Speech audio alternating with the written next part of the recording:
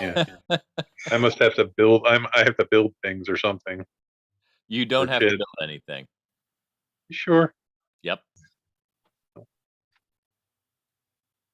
Because all this is talking about is, guides, get started, models, libraries, quick start. Quick start is no, maybe not. It says content generation, summarization, introduction. Yeah, that's all reading about it. You just want to send a message. Completion. Yeah. Where? Like I said, like I got that screen with the paper airplane thing, entered anything in there, and nothing. Huh. Like this thing's talking about all these settings, just your settings. No, maybe there's something wrong in your. Maybe it just doesn't like the Chromebook. That might be it. Like it just doesn't want to cooperate with my Chromebook. Yeah, but like I said, I'll do it on my phone when we're all done, and I'll see if that comes up with anything. Fascinating, Pete. Oh. It's something that doesn't work on my computer. Are we ready to do this? It does happen. Yeah, we're live streaming, man. So we're going. I'm gonna turn my mic off until I'm recording. This week on the Media Virus Podcast, Indianapolis has a school lunch that will make you sick. An identified woman has a soundgasm in the middle of the Los Angeles Philharmonic's rendition of Tchaikovsky's Fifth Symphony. Mark Hamill says Luke Skywalker can be gay if you want him to be. All this, more news and discussion about restaurant etiquette. Stanley brings us more Just the Tips, and we visit Maddie's TikTok Nonsense Corner on this, the 130th episode of the Media Virus Podcast. It's the Media Virus Podcast.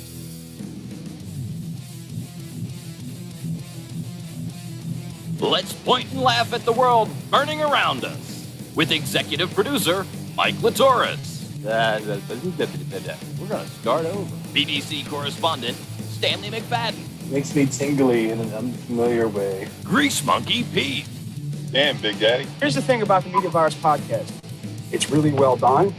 And now, spreading the sage nihilism of an aged Gen Xer, your host and mine, the star of our show, the incomparable Maddie Rockdeath. Hot damn, do we have a show for you people this week.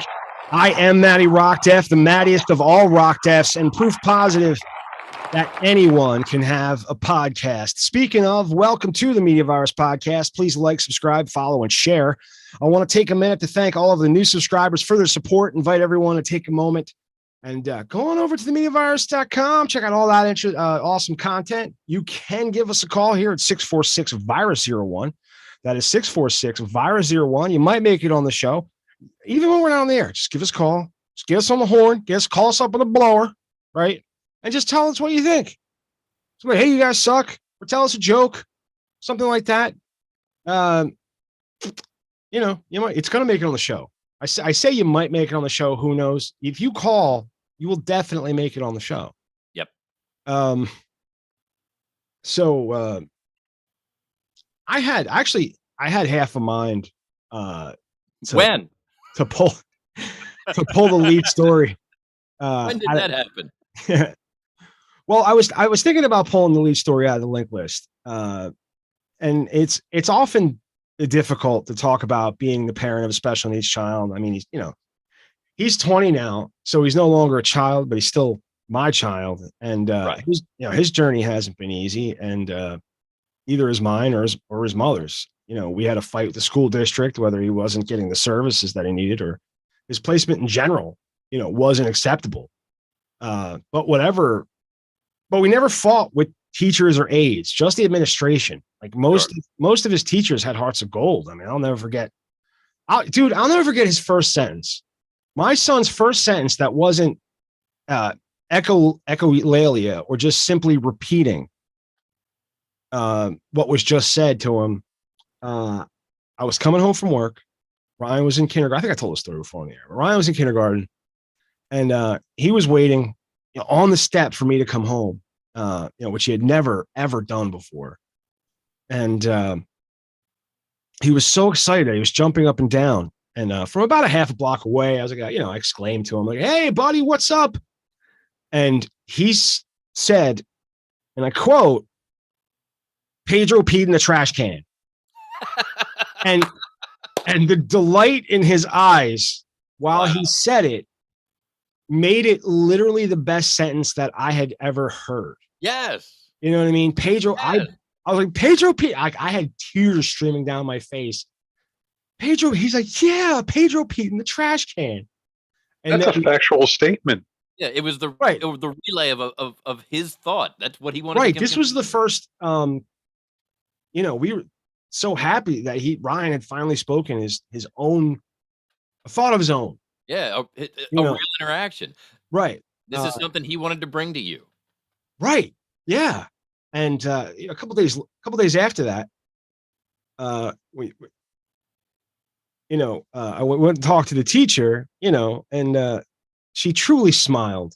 And we would tell him how wonderful this was, and all this. She big smile on her face, older lady.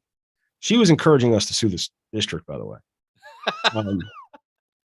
because he wasn't getting what he needed. He wasn't he had these therapists that were supposed to come in. The great part about the school district of Philadelphia, and I've gone through this tirade before, is they will sit you down. If you have a child with special needs, the school district of Philadelphia will sit you down and explain to you exactly what your child's rights are.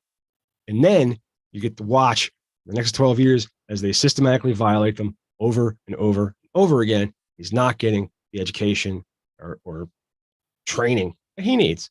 And like, I didn't know all of Matt's teachers, but I knew all Ryan's teachers. Right. With Matt, I made sure to make friends with the security guard. If the security guard thought he was a good kid, he was a good kid, right? Because these are campus police, Yep. But she just smiled and she's like, "Yeah, Pedro is a handful." And there was no punishment for Pedro. Like, they didn't shame on him. They didn't piss on him to show him. So, like, this next story makes me sick. And if I ever had to deal, if I ever had to deal with this as a parent, if I were these people, if I were this child's parents, I'd be in jail. Right. Well, these people would have a deep, jagged scar that runs from the top of their right head down their face, down their nose, and this. And that is this. And so they would have to look in the mirror and be reminded every day how they got it.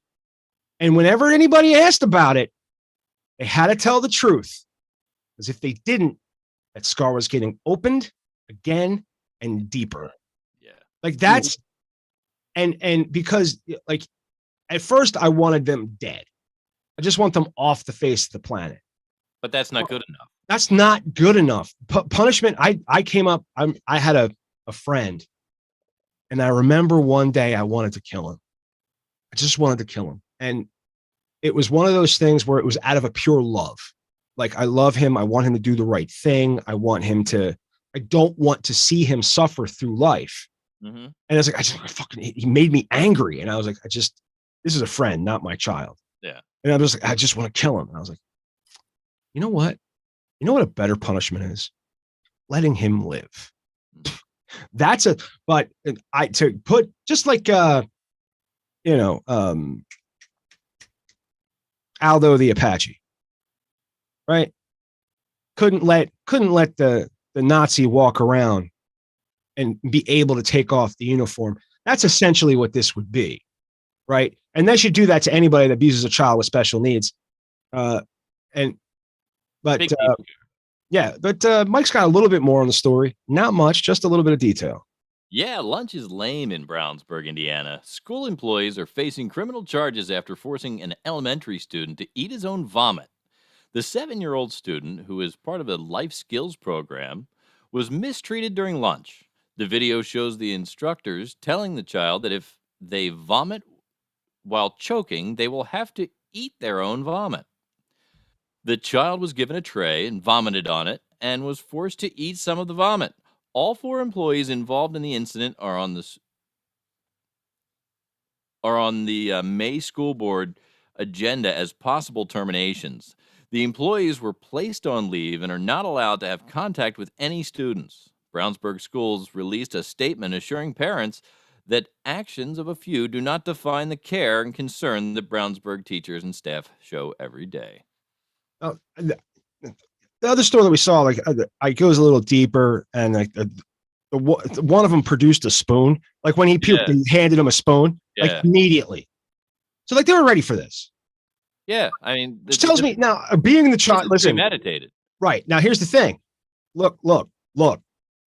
I've been at my wit's end hmm with a kid that has his own, doesn't want to conform to what you want him to do hmm at the moment. However, you can't make people eat. You're not allowed to do that. You're not allowed to make them eat anything. Right. You can't make a child eat, right? Especially now, you can say that this vomit. maybe this child. Look, let's play devil's advocate for just a second. Maybe this child had a habit of doing this. Maybe. Maybe this child had a habit of not chewing his food. Maybe. Maybe this child had a significant amount of behavior problems. It's possible. Right. That is all those three things are possible. All Right. within the realm of possibility. It's also possible to deal with that without having a spoon at the ready. Yeah, definitely. And that's why, because this was pre-med, like this was, I'm going to make that little son of a bitch eat his puke this day. I'm sick of him throwing up. Yeah. This. Whatever the fuck it is, your backwards fucking mentality doesn't need to be. And then this makes it easier for everybody. The giant scar across the face. Mhm. My plan works. Works for pedophiles too. Florida's fixing that though. Hoorah for Florida. Yeah. And good on you. But on the pedophile stretch, but there are still people who think that it is acceptable to mistreat anyone, Well, especially those dehumanize. weaker than us. What? Dehumanize is the word that comes to mind here. Oh, yes. What they're doing is dehumanizing, and that's the whole point of integrating children into a situation like school Right. in these programs. It's a life skills training program. They bring you around the people that you are going to bump into in everyday life for the rest of life. Right. The whole idea is to humanize them and make us realize, hey, they're just another guy trying to get or another girl trying to get along.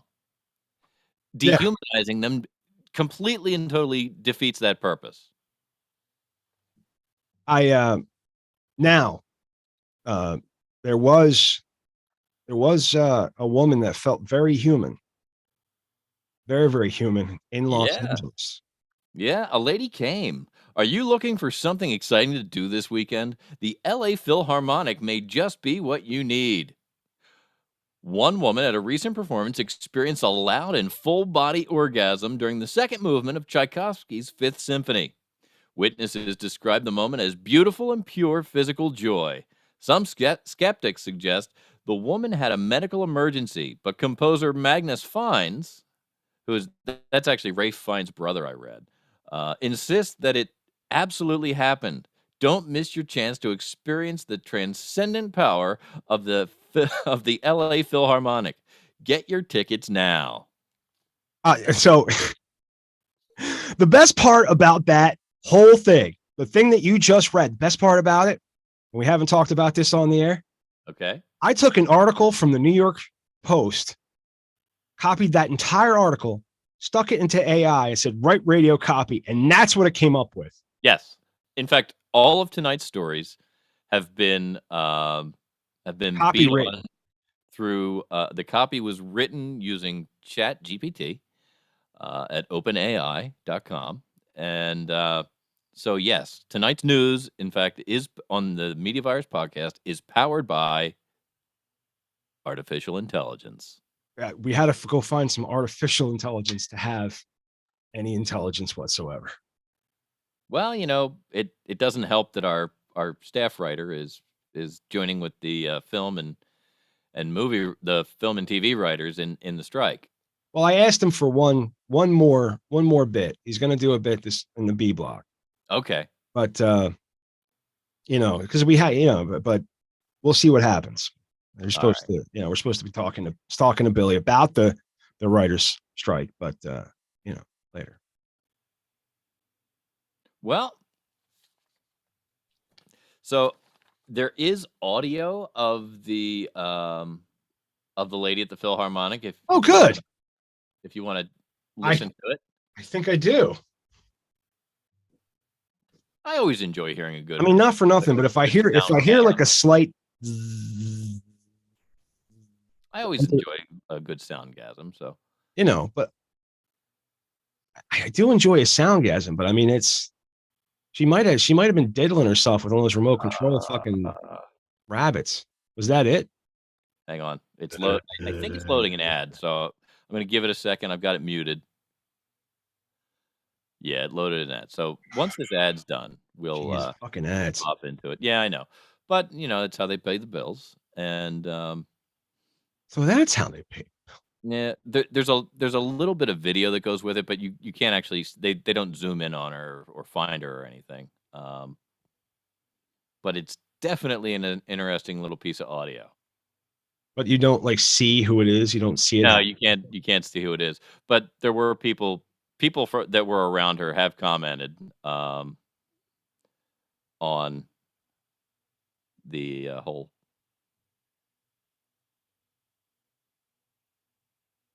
incident. Yeah. All right.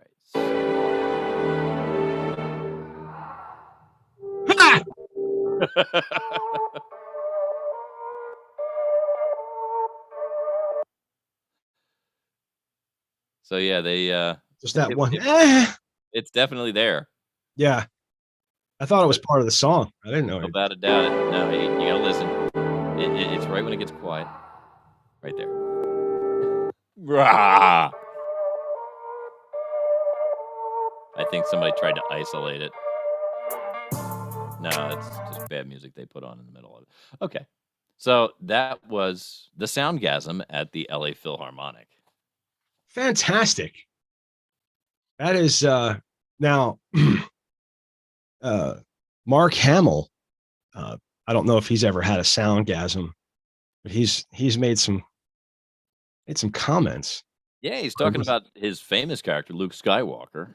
He says Luke Skywalker might kick your kind of game. Doesn't matter who you are. Because this is some hot news for Star Wars fans. We have some exciting news for you. Mark Hamill, the actor who portrayed Luke Skywalker, recently made a statement that is making waves in the Star Wars community. In an interview from a few years ago, Hamill was asked if Luke was gay. His response, "I would say it's meant to be interpreted by you. If you think he's gay, of course he's gay." This statement has sparked a conversation about Luke Skywalker's sexuality, and fans are excited to interpret the character however they want Luke. However they want. You can't interpret Luke Skywalker how you want. How you need to interpret Luke Skywalker is a kid who wanted to fuck his sister. Now, well, Luke has always been an everyman character. And by leaving his sexuality ambiguous and open to... Are you saying that I somehow interpreted that Luke wanted to fuck his sister? That's your interpretation. That's my interpretation of Luke wanting to fuck his sister, is that it's all on me? That's how you interpreted it. Hey, Pete. Yeah. You watch Star Wars? Yep.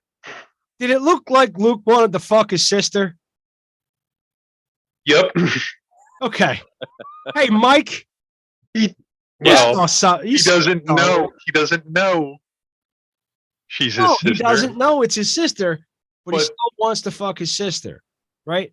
His sister is a girl. So if he wants to fuck his sister, then he can't be any sexuality you would like, right? First of all, he's taboo sexual or familiar sexual. He's at least at bare minimum he's bi. There you go. That's what I was going to say. Okay. He was dressed like every other dude at the time. There wasn't a whole lot of makeup. He was dressed like David Carradine. Well, there you go. Well, so was everybody else. I expected him halfway to start doing kung fu, half the time, but No, he had to bring a lightsaber. Well, I mean, a lightsaber is a very elegant weapon. It's a weapon of the Jedi. By leaving his sexuality ambiguous and open to interpretation, he can be a role model and a hero for everyone. This is especially Everyone that wants to fuck their sister.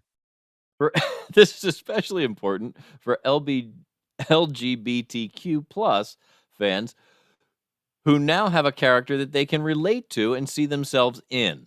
Is the plus people who want to fuck their sister? Might be. This is really more like a Pornhub category, really. While Luke's sexuality has no effect on his character or any of the events of the Star Wars films, Hamill's statement gives fans the freedom to connect with Luke in a way that feels authentic to them. They always had that freedom, though. Did they really need Mark Hamill to comment on fucking Luke Skywalker? That doesn't make any sense.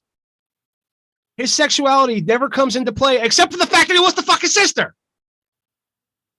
But then, like, they have that weird, awkward kiss, and I don't think he wants to fuck her anymore. No, he did.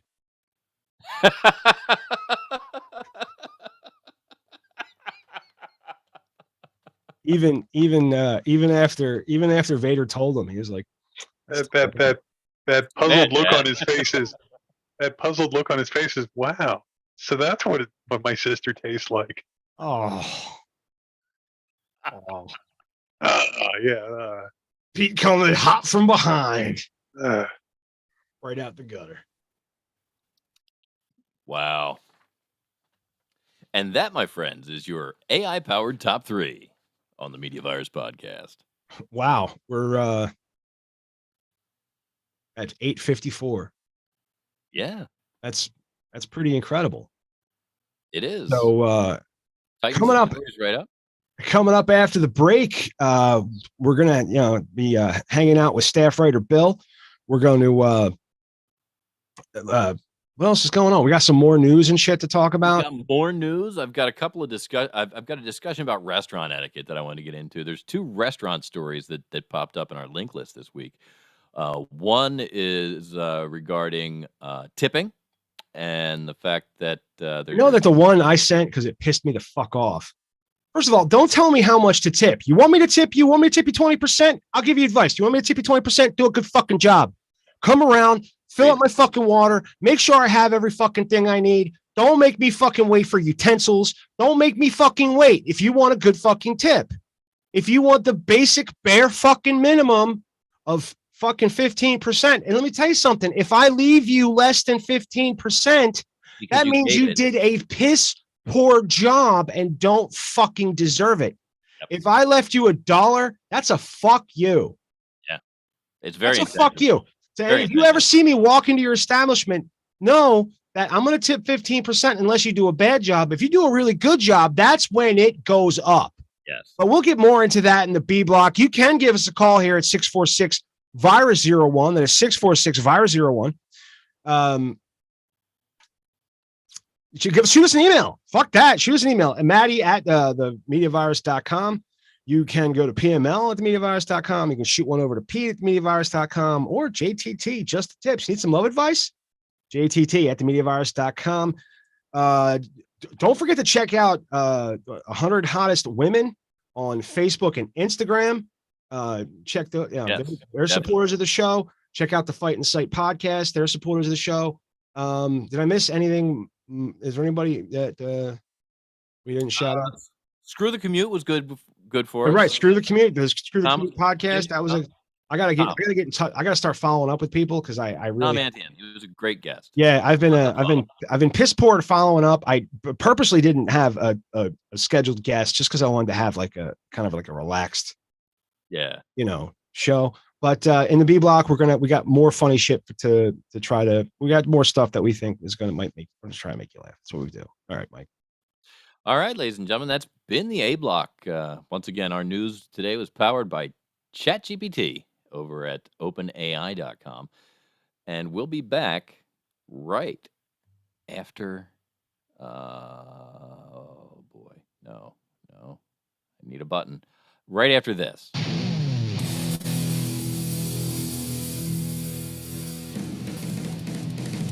Kill daylight savings time.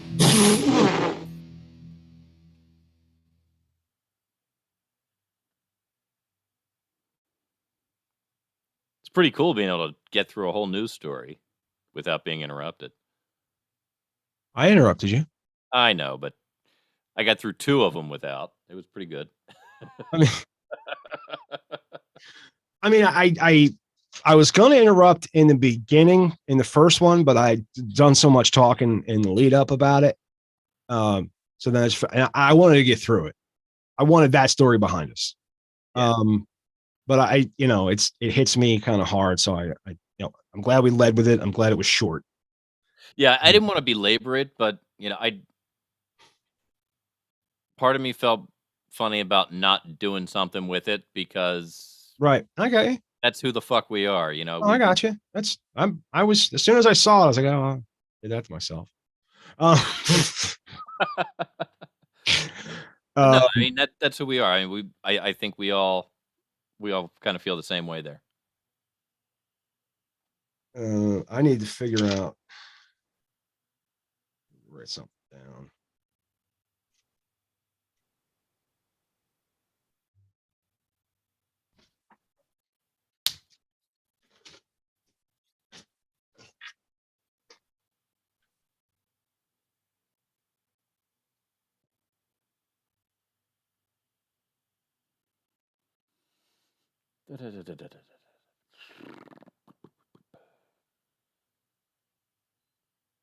Wait, I can't just do that.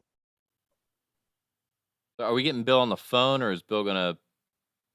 He's showing up. I don't know.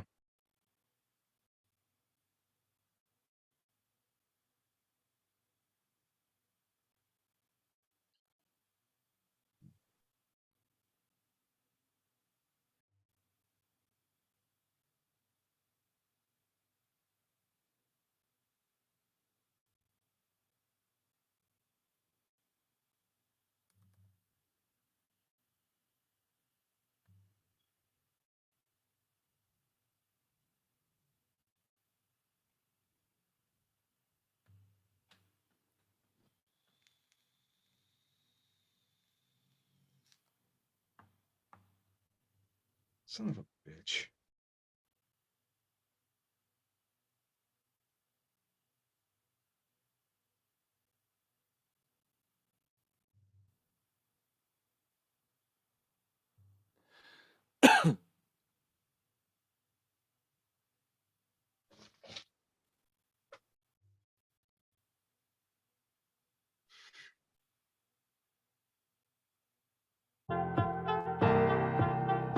You know how Bill is. Yeah. Can't really. Can't really count on.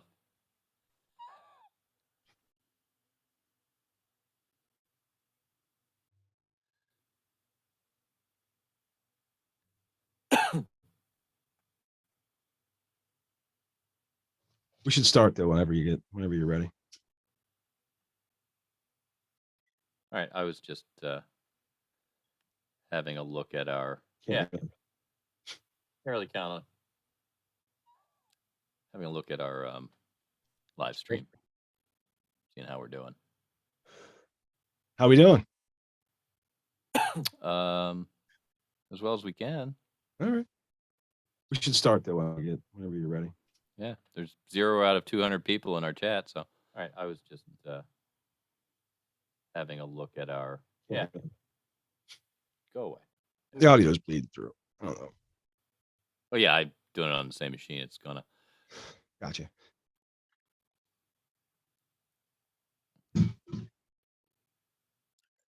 Say what you want. Nobody watches it. It sounds great. Oh, it always sounds great. It sounds fucking fantastic. Our audio's Dude, beautiful. compared to other YouTube fucking videos, our audio is fantastic. Compared to a lot of podcasts, our fucking audio is fantastic. Mm-hmm. All right, so B block. All right, and we're back in the B block on the Media Virus podcast. Hey, ladies and gentlemen, episode 130. How you doing? Well, I guess let's get into some of the more news while I don't know what the fuck's going on with Bill.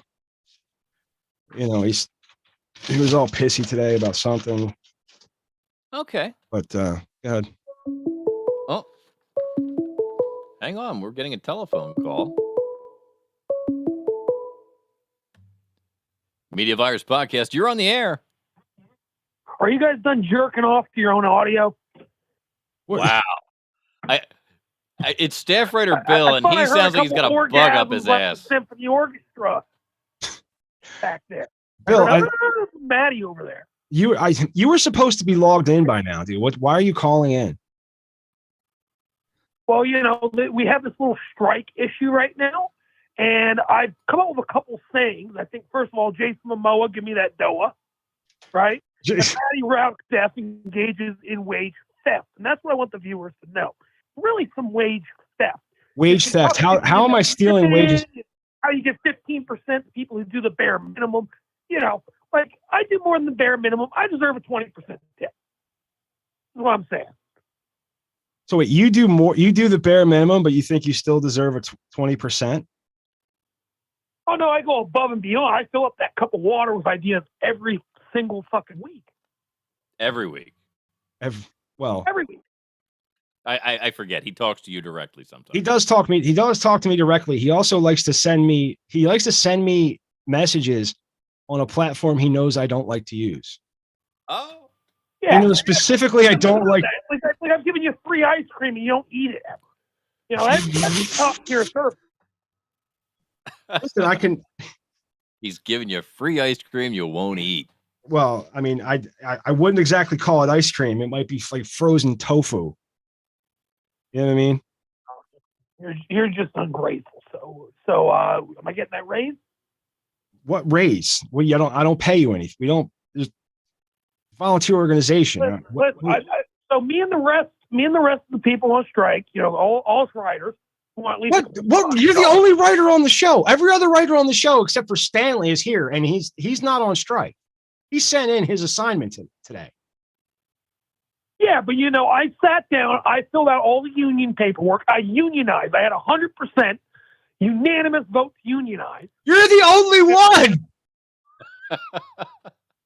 It was unanimous.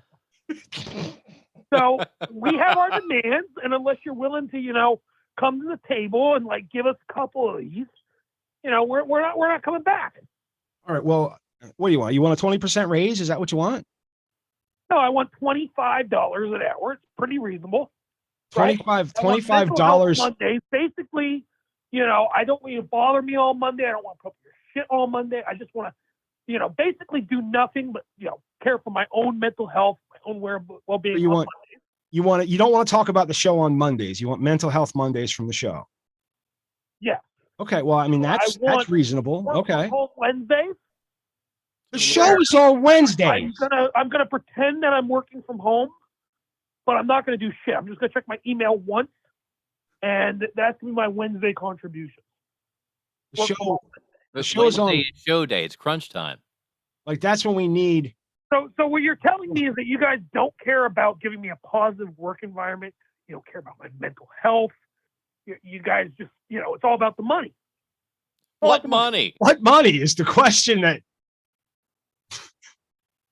Listen, you were just bragging about how you have all these viewers. You have room in the chat for 200 people. Put some butts in the seat and get us paid. Well, if we were funnier, if we had somebody feeding us better material. Right. I mean. Well, I've been giving you tons of material. Tons. I mean, you did introduce us to ChatGPT. Well, I'll give you that credit. And not for nothing, but now that we can use ChatGPT, we really don't need a writer. Yeah, but does ChatGPT come up with funny hysterical skits about Danny DeVito and Chris Pratt going out as cheerleaders? Can it do that? I'm sure it could if you type those things into ChatGPT. I mean, well, how about pretend to be Larry the Cable Guy? Talk about titties. Can it do that? I feel like I literally watched you do that on ChatGPT. No, that was my idea. That was not ChatGPT. That was an organic idea. And honestly, I should win a daytime Emmy for that. But so you're saying you had this half a thought and you typed it into ChatGPT. So the entire bit is credited to you. Yes. Yeah. And you want to get paid $25 an hour, and that half a thought took you less than a second. that half a thought is more than like the entire Gen Z does in an entire work week. That's why we don't have any Gen Z writers or fans. They don't understand most of our references. Is half the problem. I'm you guys are a little stuck back there in the place called the 90s, and that's soon going to be like nursing home stuff. I saw a billboard today going up I-95 for the reunion tour of 98 Degrees, their 30th reunion tour. Right. Why would you bring that up? Why? 98 Degrees, dude. I was like 22. I'm dating you guys. I'm not dating you, Pete. Bill, I wouldn't fucking date you to save my life. No. Well, And you have to realize, Bill, we're really just trying to push you to be much, much, much, much better writers. And have you listened to the show? You guys haven't written a line for Pete in weeks. Last week he said hello and goodbye, and he sneezed in the middle of the B block. I thought the son of a bitch was ad-libbing. But this is like Pete's role. You know what I mean? Like, we wrote the idea of Pete to be like the cute, shy one in the group. If we're a boy band, you think I'm cute? That's all Pete took from that. Saying too much. You're going to ruin your whole persona. I mean, well, do you have anything else on your list of demands or you won't work anymore? Well, I want to get paid. I want my stuff, but I also want 5 days off. At least 5 vacation days. 5 vacation days? Yeah, does that sound reasonable? Yeah, New Year's Day, Christmas Easter. Day. You can have Easter, Christmas Day, 4th I of July. want like 5 real vacation days, like a real job would have. Well, these are the 5 days I get at my real job. Well, okay, so you want 5. So 5 consecutive vacation days off. Well, no, you got to factor in mental health Mondays and work from home Wednesdays. So they wouldn't be consecutive, But I need 5 vacations. 5. So you need 5. You need 5 vacation days a year. No, a month. A month? A month. Yeah. That's 60 vacation days. Plus my mental health Mondays and my work from home Wednesdays. Well, mental health Monday is unpaid. So is work from home Wednesdays. It's all paid. No, it's not, because you're not working. Yes, I am. I'm working on my mental health. Do you know how at my job, if I don't show up and clock in, I don't get paid. If we had a payroll, if this wasn't a completely volunteer organization, and we were getting paid, if you didn't show up, then you're not getting paid. So, I mean, Bill, do you realize that Maddie and I have each, we've got about 2,200 hours invested in the work that is the Media Virus. That doesn't account for the modest cash investments that we've made along the way. Yeah, well, I got probably about 600 hours of scrolling through Instagram worth of stuff that Maddie doesn't even look at. Wouldn't you be scrolling through Instagram anyway? No, not at all. No, I do it purely as a sacrifice to the greater good, to the whole cause. Yet the extra step of sending it to me on a platform on which I will see it is a bridge too far. You will go start an account, scroll for hours. What you're telling me is, but you'll scroll for hours. 5 vacation days a week. What? A week? Yeah, I'm negotiating here. You're going the wrong way. Give me my month. I gotta pull back the other way. No, you're going the wrong way. I'm negotiating.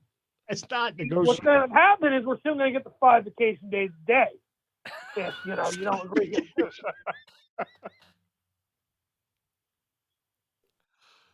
He drives a hard bargain. I'll give He you really that. does. He really does. Well, I think we're going to have a meeting to consider your request here, Bill.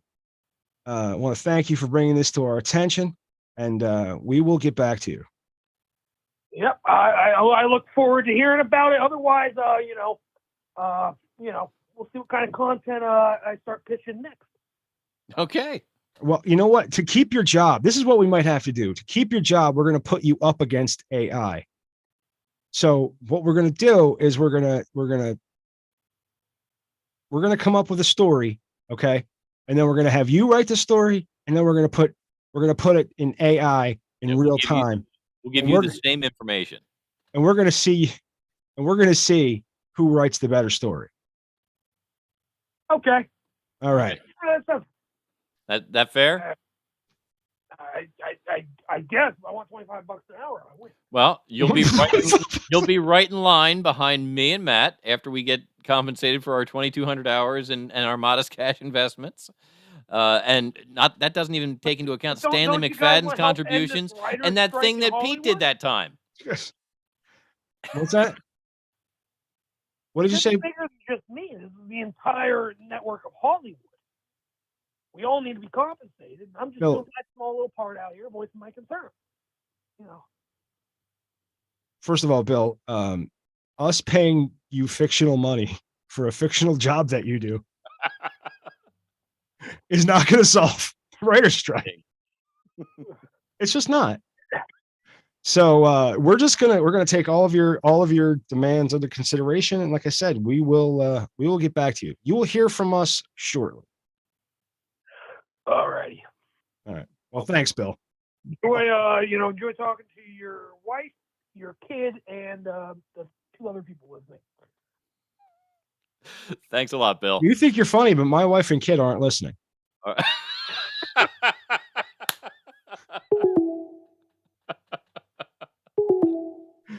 Oh my! Staff writer Bill, everybody. Staff writer Bill. Let's give him a hand. Let's give him a hand.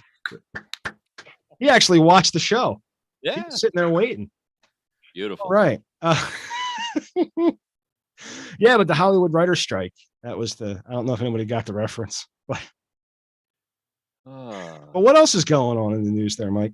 Well, there's a guy in Australia. This guy, he's right up your alley. He's your kind of guy. My kind of guy. Challenge accepted. An Australian man took a rental car agency's instructions a bit too literally, and he returned the car with no fuel left in the tank. He was given a prepaid fuel option, so he was instructed he could bring the car back empty. During his vacation, he monitored the fuel usage and the petrol levels carefully. On the last day, when the fuel light came on, he calculated the bare minimum that he needed to get to the rental lot, which was 2 liters or about a half a gallon of fuel. Good for him. As he drove into the parking lot near the airport, the engine sputtered and stopped. He had run out of gas. He coasted into a parking spot and proudly walked into the rental office, informing them that he had, in fact, brought the car back empty. It's got no gas in it, mate. That's oh God. Although rental companies may offer free services, the cost is still included in the contract and the final bill. So yeah, I mean, he showed them. But he had to wind up paying for it. Well, I mean, when you take the free gas option, you actually end up paying a little bit more, and it covers the fuel. But right, no, but he won. Right, he won. He paid. As much as you possibly can. Right, prepaid gas. That's all right. All that gas in there is mine. Yeah, you wind up paying like $7 for like a whole tank of gas. What? I may not be right on that figure. But since when, dude? $7 hasn't filled anybody's tank in 45 years. Yeah, in a long time. Not to mention, in Australia, if he bought 2 liters using Australian money, he probably paid $7 for the 2 liters. That's probably exactly how much he paid. Poor bastard. Oh man, what else is going on? Well, Bears, they don't care about the Betas. The Bears don't care about the Betas. They don't care about the Betas. In Canada, a bear caused a commotion after breaking into a woman's car and guzzling nearly 70 cans of soda. Wow. Sharon Roselle, the owner of a food truck, woke up to the sound of her dog barking at 3 a.m. and found a bear had smashed the car's window open to get access to the soda cans stored inside. Roselle attempted to stop the bear, but it ignored her and drank 69 cans of soda, leaving behind only the diet variants. The bear returned to the. He was all jacked up on Mountain Dew. The bear returned the following night, but was scared away by Roselle's dog. The incident caused significant damage to the car, and the soft top being entirely destroyed. Window cranks ripped out, and soda staining the seats and carpets. Roselle has now filed with her insurance company to cover the damage. Damn. So where she's a food truck operator? Yeah, she runs a food truck, and she had, I guess, a few cases of soda in there. Where was this? Somewhere in Canada. Canada. Yeah, that makes sense. There's more bears up that way. Yeah.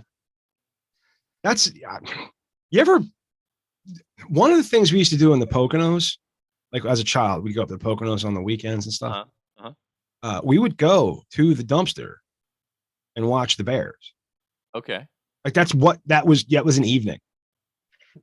Going to the dumpster and watching the fucking Can't watch TV. Let's go watch Smokey and his pals, fuck around. And it was great because like we knew enough to not feed the bears. Well, yeah. Right. You don't want them to get too friendly. No. Well, they're not friendly. Right. I mean, but you don't want them to get too they're friendly. not unfriendly until you've given them food and they want more of it. And you don't have it. And it was more entertaining for me to go and watch the idiots that came from New York that wanted to feed the bears. Give the bears like candy bars. Hey, yo, give him a Snickers. Give him a Snickers. Zagnut was. Oh, I haven't had a Zagnut in a minute, man. I think. Well, it's been a while. I don't even think they make them anymore, man. But every once in a while, I see one. I haven't found one in a long time. But I remember some New Yorker holding out a fucking Zagnut bar, and the fucking bear came up, and he put it in his mouth and everything, and they rolled the window, and the fucking bear started shaking his car.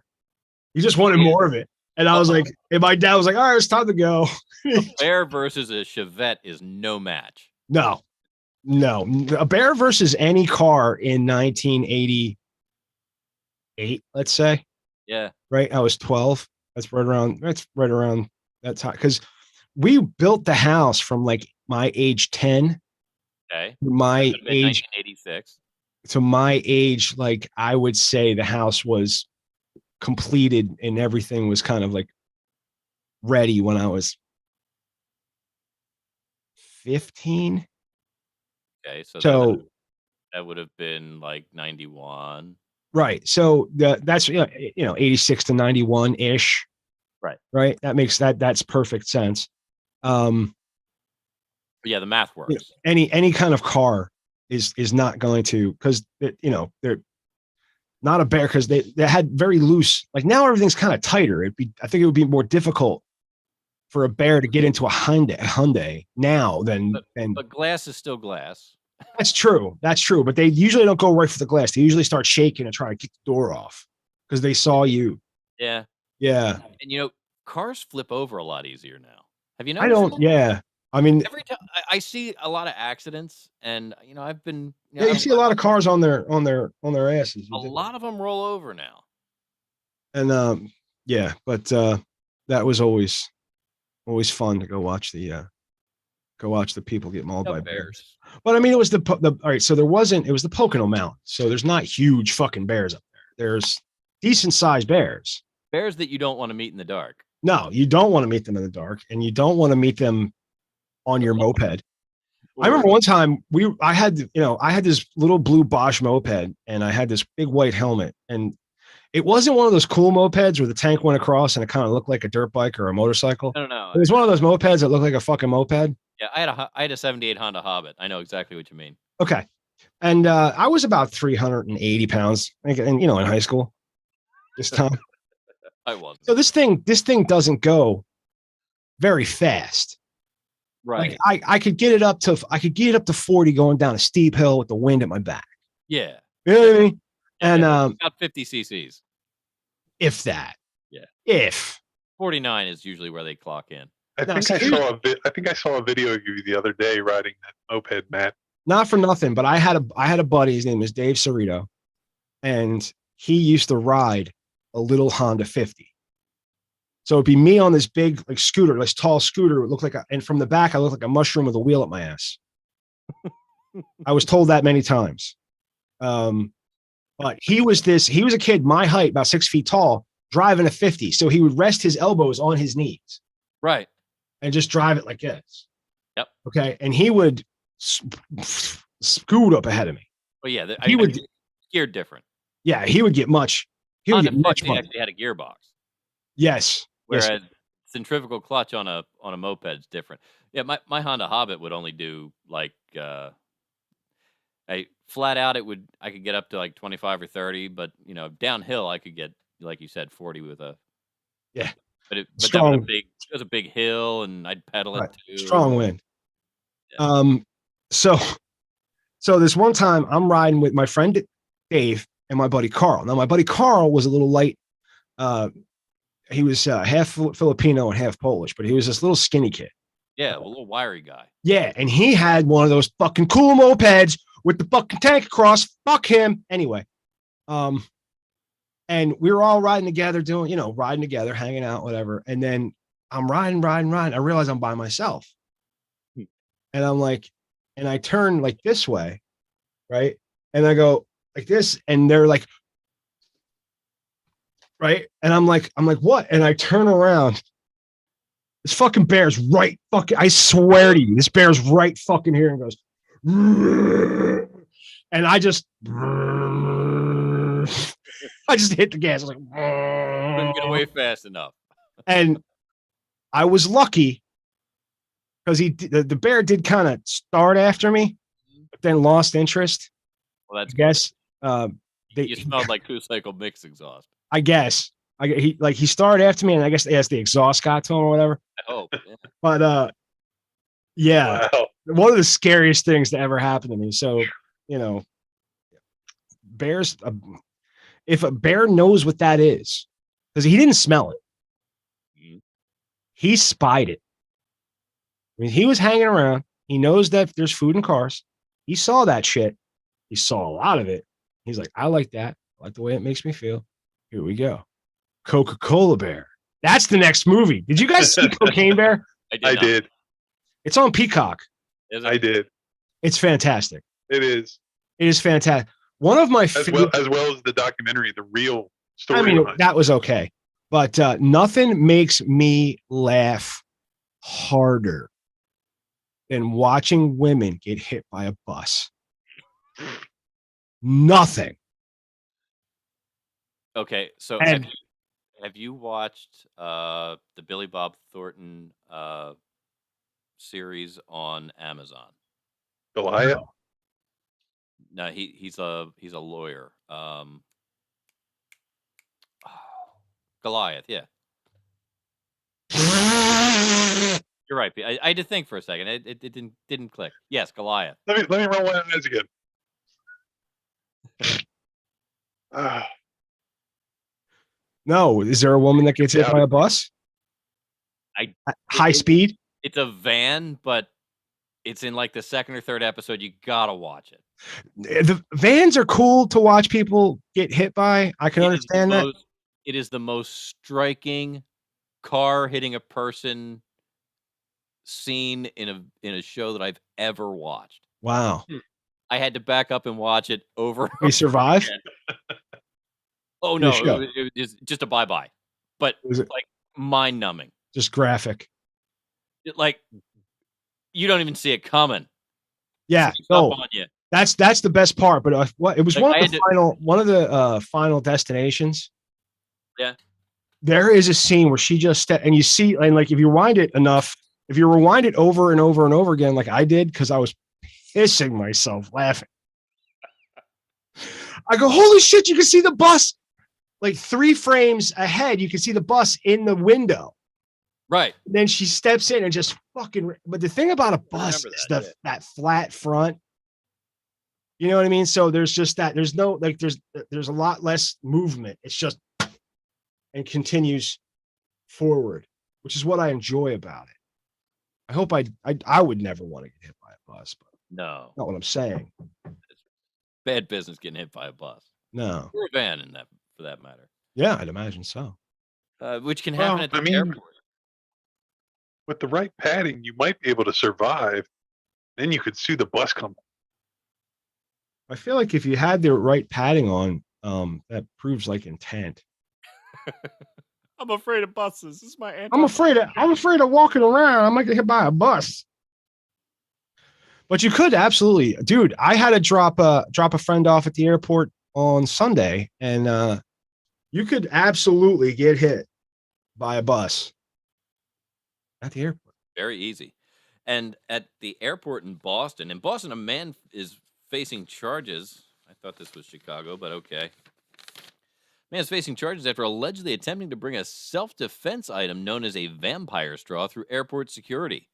The 26-year-old from Chicago was arrested and charged with carrying a dangerous weapon. The Transportation Safe Security Administration discovered the titanium vampire straw, which is both a drinking straw and a self-defense item, inside a pouch in the passenger's backpack. The vampire straw can be carried in a cup without attracting attention and is designed to be used. So why didn't he just do that? Because in airport security, you can't have a beverage through, so you had to tuck it away. Was it just sharpened on one end? Yeah, it's apparently looks like a metal straw, and the other end's pointed and sharp, and you can poke it into somebody and bleed them out. Oh. Yeah, that's not a good thing to have on a plane. No, they didn't They think probably so. frown upon that. It's designed to be used as a dagger. TSA recommends that passengers pack such items in their checked bags. And state police say that vampire straws are illegal to carry, similar to other certain edged instruments, such as stilettos and daggers. You can't carry a stiletto or a vampire straw? The fuck? You know, I thought this was America. Or a multi-tool. Yeah, they get pissed off about multi-tools. can't take them on the They plane. still have one of mine. Bastards. Bastards. The reason you can't take them on the plane is they don't want you to be able to take the plane apart while it's in the air. But if some dude gets up and says, I'm hijacking this plane, I can jam that in his leg. Right, but if some dude gets up with one and says, I've got these fold-out pliers, and I'll pinch you if you don't land this plane right now. We're all gonna laugh at him. I'll stab you with the knife that comes out of the handle. It won't kill you. Give me a second. It'll hurt real bad. I don't have fingernails long enough to I got put sick- in that little notch they put in there, Yeah. on all the tools, and you sit there fumbling for like, 10 seconds. Hang on, I'm gonna stab you in a minute. All Yeah, right, hold on. everyone, That's what I'm getting. everyone, be still. I have 68 tools that I have to figure out which one to kill you with. Yes. Wait, no, that's the toothpicks. No, darn it. Damn it, I did not want the spoon. Yeah. Yeah, they took mine because Because you were going on a plane with a fucking multi-tool. That's why they no, I forgot. No, did I forget? you were I forgot. I'm going on a plane. I forgot. No, I forgot. I put it in that bag, and I put it through the thing, and they were like, "Hold on, we're gonna check this one area of the bag," and I'm like, "Okay." And they open it up, and I go, "Oh, that's where I put that," and they're like, "Well, you can't have that," And So I think what really It's actually a kicked it story about a sex toy, but Pete's too embarrassed, so he changed it. No, what really kicked it in was the single razor blade that was also in that compartment. I was like, I don't remember putting that in there. And they were like, yeah, you can't have that. And I was like, yeah, I mean, I can see why I can't have that. So Okay. we went to the Empire State Building years ago. And it was me and my wife and our daughter and at the time her boyfriend. So we're going to go to the Empire State Building. We go in. You got to go through metal detectors now. I keep beeping as I go through the metal detector. I've got my pockets turned out and emptied. I got nothing, right? And I even made sure that I didn't have any. I didn't carry knives that day, and it pains me to leave the house without a knife. It goes against my grain, but I was careful because the whole deal was we had to get to the top so he could ask her to marry him. So now I'm the asshole. Insecurity goes beep. No, come over here. Finally, with them wanding me, we finally find this one little spot. A pair of nail clippers fell down through the hole in my jacket and was stuck in the lining. Ugh. I was gonna say, like, did you forget you put on the belt buckle that has the No, fold out no. pocket knife? You ever seen those? Those are cool. Yeah, but like finally they're like, okay, take the jacket off, and then they're going on the spot of my head, and then, no, over here in the jacket. So now we're feeling the jacket, and they're like, sir, there's nail clippers in here. You're like, what? How did that? And I ultimately I found that there was a hole in one of the pockets, and they were like, Well, okay. obviously. I was like, well, hold on, I'll feed it. They're like, no, just go. Nail clippers are fine. You'll be okay.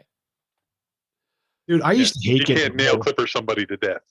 I used to hate getting a hole in my pocket, and then like shit would just wind up like on the other side of your jacket. Like your jacket. This is the worst. What else is in the news, Mike? Well, Delaware's passed legislation protecting pets from domestic abuse. Oh, good. There wasn't laws before. Well, I mean, you couldn't abuse animals, but now, like, a PFA also covers the dog, not just the family, but the dog. Cool. A protection of family. Protection from abuse. Protection from abuse. You go before a judge and say, hey, this guy's a terrible abuser. And they give you a protection order that is basically a restraining order, but calls him out as an abuser, or her in some cases. Most cases. What I I wonder if my dog will report me for being like emotionally abusive. Maybe. Because I call her a stupid bitch all the time. But she is. Well, yeah, I mean, she's pretty smart for a dog, but not for us. What? I'm way smarter than her. In a bid to protect pets from abuse, the Delaware Senate has passed legislation that adds an extra layer of protection for animals in the home where domestic violence is occurring. The legislation package grants the court the power to award exclusive care, custody, or control of companion animals and to issue orders to abusers to stay away from them. The legislation could also help identify cases of domestic violence earlier, as animal abuse often serves as a precursor to the violence against humans. Because they're practicing. The bill requires enforcement agencies to report warning signs of animal abuse and human violence to the Office of Animal Welfare. Senator Nicole Poore, Democrat from Newcastle, a prime sponsor of the legislation, said, our pets are members of our families who too often get caught in the middle of family disputes and used as tools of manipulation or abuse. 37 states currently include pets in the protection from abuse orders, according to the Animal Welfare Center. But I could still give her a good smack in the gob, right? You know what I mean? As long as she keeps her mouth shut, I guess. No, that's... You ever slap your dog right in the face? No, because he's pretty quick with his teeth. Yeah. And I like my fingers. No, that's true. With good dogs, you can go up to them. No, but I used to have a black lab. Yeah. Right. And I used to put on these winter gloves and just slap the shit out of this dog. Bah, bah, bah, bah, bah. He loved it. He fucking adored it. Well, that's the problem with Dickie. Yeah, he likes it too much, or he doesn't like it. He really likes it, and it really psychs him up, and he wants to become violent at that point. Yeah, that's a shame. I mean, he knows about how far he can go with me, but there's always that point where everybody gets a little too excited and maybe you hit a little too hard. Yeah. And when he hits a little too hard, he hits a little too hard.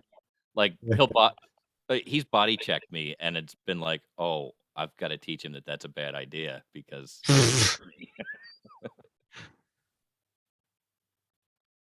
But you know what I'm saying? It's a little rough house. I like the rough house. Yeah. Anytime Matt, dude, I will literally call Matt up and say, dude, you need to come over and do fake karate on this dog. Come do fake karate. Come do fake karate on the dog because, I can't do fake karate like he can. He can really get into doing because he just fucks with the dog, but he does like, fake karate. That's what he calls it. So, but this is actual abuse. Like when you're, trying to hurt people and hurt the dog. That's wrong. And we should. Yeah. And next up, The Exorcist speaks. A Catholic priest and designated exorcist for the Archdiocese of Indianapolis, Father Vincent Lampert, has revealed that the signs of demonic possession after almost 32 years of service. He has witnessed people possessed by demons, foaming at the mouth, growling and snarling during the rite of exorcism, which is at its core a prayer directed to God or against demons. The exorcism has the power of commanding a demon to depart from a human body based on the power and authority of Christ. Father Lampert has seen everything from levitation of the body to someone dropping to the ground and slithering like a snake across the floor. He has also seen people's eyes turn green and their pupils become serpent-like. Wow. Father Lampert added that he currently receives about 3,500 requests a year from people worldwide seeking help from the church. Father Lampert is a member of the International Association of Exorcists, which has criticized the recently released movie The Pope's Exorcist, claiming that it portrays the devil rather than Father Gabriel Amorth in the right light. Wow. That's a weird thing. Yeah, he just doesn't like the way, I guess they don't like the way that the movie portrays the devil's just hanging out being cool. It's like, hey, I'm cool. You should. And then the exorcist is like, no, you fuck you. Get out, bastard. And the demon. No, but this is where we are in fucking on planet Earth. Here's an update for everybody. Aliens are real. Demons are real. We just got proof that exorcism happens. Exorcists happens. Well, yeah, I mean, the book 1984 has been used as a instruction manual, and we've all been lied to. So, if our alien overlords ever are watching this now, please come help us. We are servants at heart, and the fact that we have no one to serve, we serve ourselves, and we serve ourselves in the most selfish ways. So, well, there's a Claymont area couple that figured it out, though. They've got the answer. They called it quits. Yeah, dude, 85 and 87. I'll read this article. I tried to bring it up because, okay, so Erica's parents returned home from Hawaii on Tuesday. Right. And so we went over to visit yesterday or Monday, and we went over to visit yesterday. And I kept trying to bring this up, but there was no. Wow. Yeah, you guys. There's no real opportunity. Like it was. No, it's hard to finish. There's no nice way. I opened with whatever the street. What's the name of the street they're on? Does it say? It was on Veal Road, the 1800 block of Veal Road. I was like, "Hey, where's Veal Road?" I'm like, and I'm waiting for them to go. Why do you ask? Right. I think they figured me out by now. But police are investigating a murder-suicide that occurred on Saturday morning in the Claymont area. The incident took place in the 1800 block of Veal Road in Wilmington, where troopers responded to reports of gunfire just before 7:30 a.m. Upon arrival, responding troopers gained entry to the home and found two elderly subjects, an 87-year-old male and an 86-year-old female, who were both pronounced dead at the scene from apparent gunshot wounds. A handgun was recovered in the possession of the male, according to police. Delaware State Police have issued a statement confirming an active criminal investigation is underway in the area and with an increased police presence, And they also reassured the public that there is no threat to public safety. It's an ongoing investigation. We'll provide more information as it becomes available.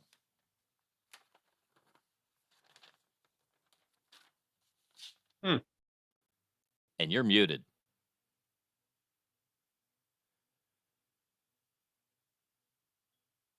Still nothing. Your mouth is moving. The bad kung fu movie.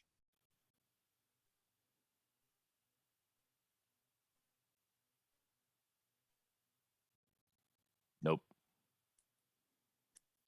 No bueno. No bueno. Look at your soundboard. Is the light on? Yes, are all the little blinky lights on? Yeah, my little blinky light's on. Is everything plugged in? I'm about to like peel it off this table and show him like, look at your soundboard. Did that thing die? Did you forget to charge it? Yes. Are you with us?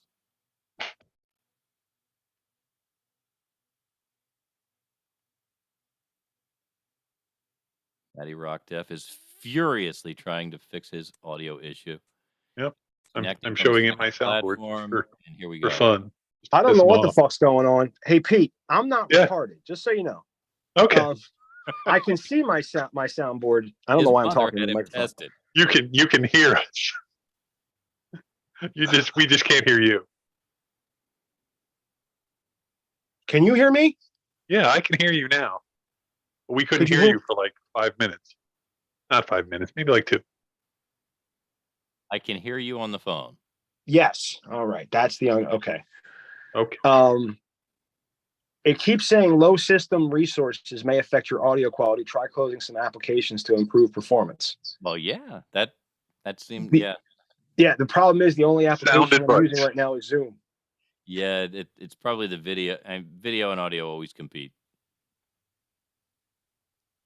And there's probably something running in the background that you have no idea what's going on with it.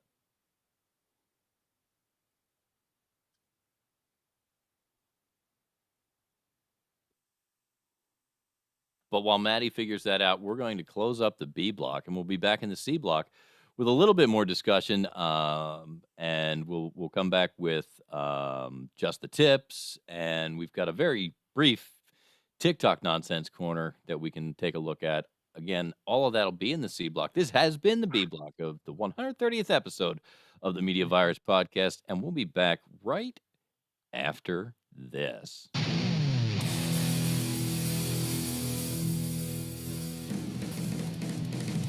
Zamboni driver. That's what he did. He was a Zamboni driver.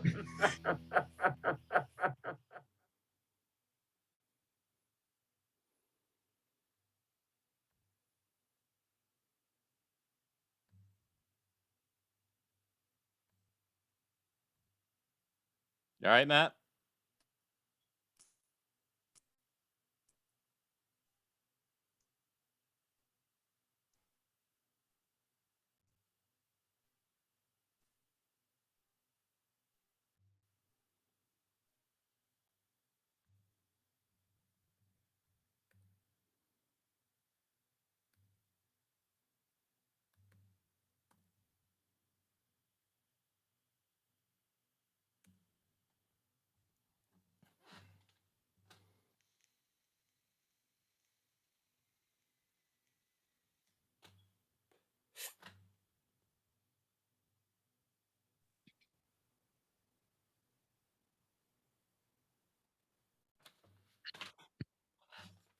I'm working on it.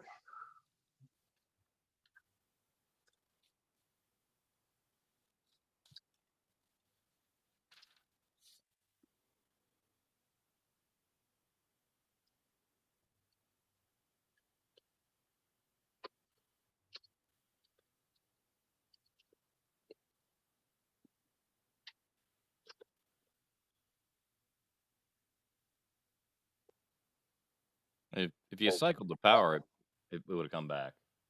You know, still restart. I don't know how long it takes you to roll over. Well, I figured what I would do is just restart Zoom. See if that helped at all. Turn it off and then turn it on again. And if you do you get the task manager up and see what else is running in there, what other processes are going that you can kill. That's a good point. We'll do that. There's delete, control, alt, delete. What's the joke about task manager? Everybody's like, yeah, task manager is that stupid thing that comes up and tells you, what's running on your computer just as you shut all those things down. Yeah. And you're like, I mean, you can dump out of stuff like there's sniffers out there for different programs that are just. There are no running apps. Zoom meeting. Go to processes. The processes are very telling. Like you'll have like sometimes your antivirus will have processes that are clogging you up, or well, task manager is hey, there should be a tab for processes. no, I'm looking at it, and task manager is using them.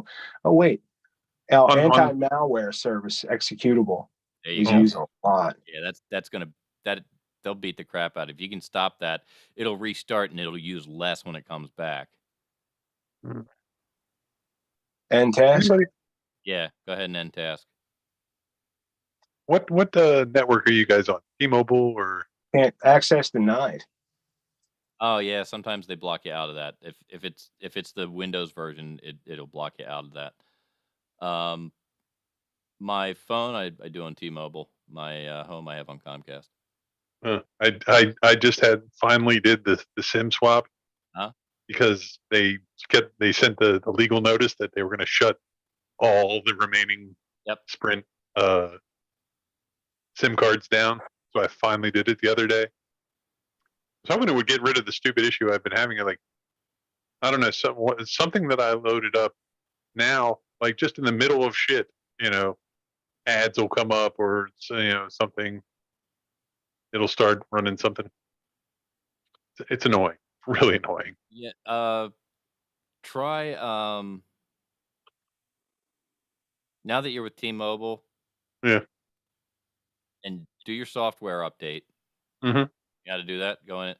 Make sure your software is all up to date. Are we all on T-Mobile? T-Mobile. Yeah, Maddie, I was telling Mike here. I just finally did the SIM swap that they've sent me like 8 SIMs, and finally the most recent one I plugged it in the other day because they said May 1st. Oh, he can't hear me now. Actually, you can probably, but I can hear you. Oh, okay. You're just back and forth between two different things. Yeah, I finally did the SIM swap that they've been like telling people to do because, well, I mean, a couple of years ago they were like, no, like I did some research. People were like, no, don't do it. It sucks. The T-Mobile network, doesn't work as well as the Sprint one did. But like I said, the last one they started sending out legal notices. They were going to shut all the Sprint SIMs down. So finally, the other day I did it, the day before the deadline, and of course had like a small issue, like it wouldn't accept it. Yeah, so I had to call up and sit on hold for like half an hour and wait for some lady to tell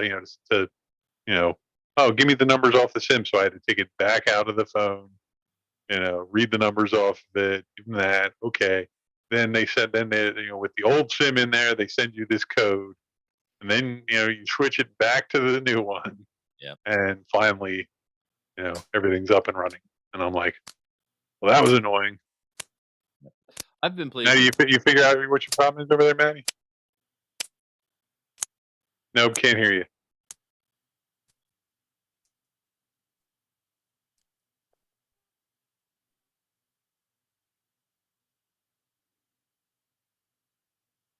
Yeah. So yeah, now I'm now I can't say I'm with Sprint, but I did get, they do give you the guarantee that they're not going to up my rates or anything. They didn't change my unlimited data and whatever said, because that was what people like were talking about a few years ago, was like that there there wasn't a lot of clear language on whether they were gonna, one day slap you with oh yeah, guess what? You don't get unlimited data anymore. We're gonna bring you down to like 5 gigs. I'm like, no, that's why I bought Sprint. That was like the one reason was because they were, or I went back to Sprint because I started with Sprint like many moons ago, and they finally were like, oh, here, unlimited data, and this, that, the other thing, and they were giving me a free this Samsung S20 that I have, which was like a $1,500 phone. They were like, no, here it is for free, and I was like, sweet, I'll take it, and switch back to Sprint. And the only thing they got me for was Sprint had a bill on file from like 10 years ago, and they wanted and I was like, well, what's the bill? They were like, it's like $62. I was like, done. Here it is. Here's your money. Fuck that Switch me shit. over to Sprint. Yeah, fuck that shit. Right? Oh, you hear me? Gotcha. Yes, just heard All you. right. All right. We're back. I had to unplug and shut down the I board. was just filling dead air. Yes, very good. We filled dead air with pretty much dead air. But go ahead. Dead air with dead air. No, Just me but telling a dumb story about my story. my Right, the story of Sprint experience. yes, an experience many Americans have had to deal with. I Yes. also, for a long time, fought. I did not want to, but when I needed a new phone. So there's Well, no, that was years ago that I got a new phone. Like I said, but just the other day, they finally put the deadline in. Yeah, if you have a Sprint SIM after May 1st, guess what? Bye bye. They were going to shut it. They were shutting everybody with a Sprint SIM down, and there were chances that if you didn't switch over to a T-Mobile SIM, that they would end your service. So you would have to go sign up for a whole new plan. And I was like, nope, not doing that. No, you don't want to deal with that. I don't want to deal with that. Are we recording or what's going on? I've got the recording started. I'm going to go right into starting the C block, and we'll run just the tips. We'll come out of that. Maybe talk about this restaurant thing for a minute, and I've got a TikTok nonsense corner to play with. Awesome. All right. Yeah, man. And we're back on the C block of the Media Virus podcast, and we're going to take a look at this week's episode, number 38 of Just the Tips.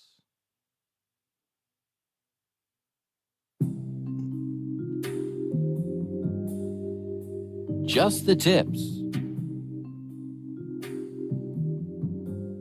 with Stanley McFadden.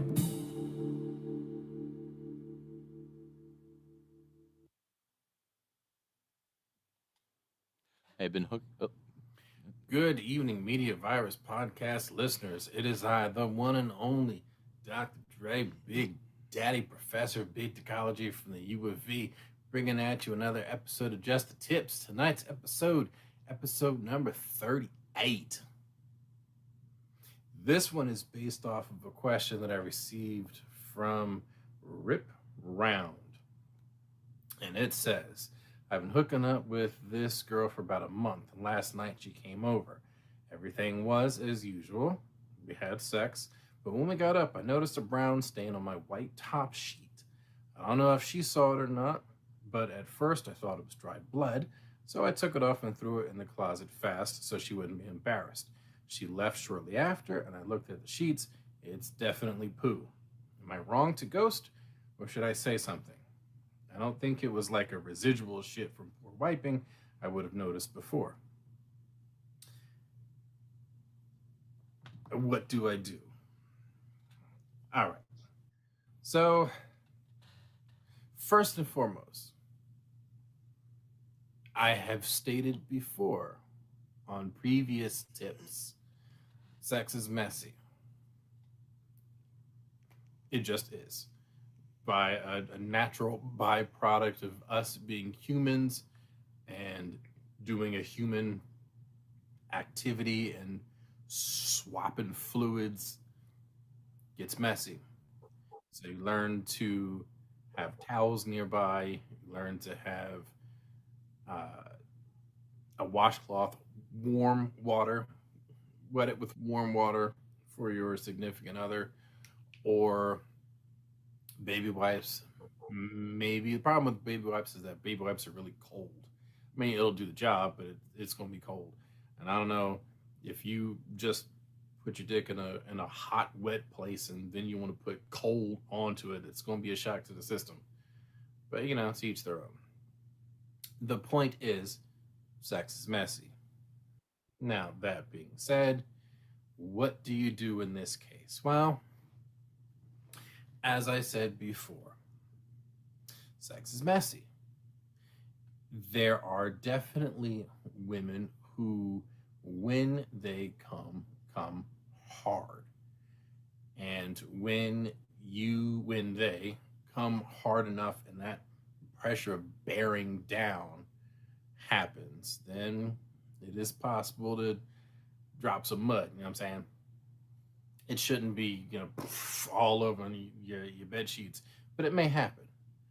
It may happen just as a byproduct of you giving that girl a damn good orgasm. So if that's the case, congratulations. Now, it's definitely something that shouldn't happen every time, per se. There might be a different issue if that's happening every time. I would look at maybe some pelvic floor exercises, some sphincter control, some of those muscles back there might be a little bit loose. Maybe there's some bowel surgery or something. There may be another issue happening if that's something that happens every single time. But if it's something that's only happening every once in a while, particularly after a hard orgasm, pat yourself on the back. You made that bitch come so hard that she shit a little bit. A suggestion for ladies, if you think that this is something that might happen to you, I would select carefully what meal you're having before sex. If at all possible, maybe try to go to the bathroom before you get down and make sure you wipe well afterwards.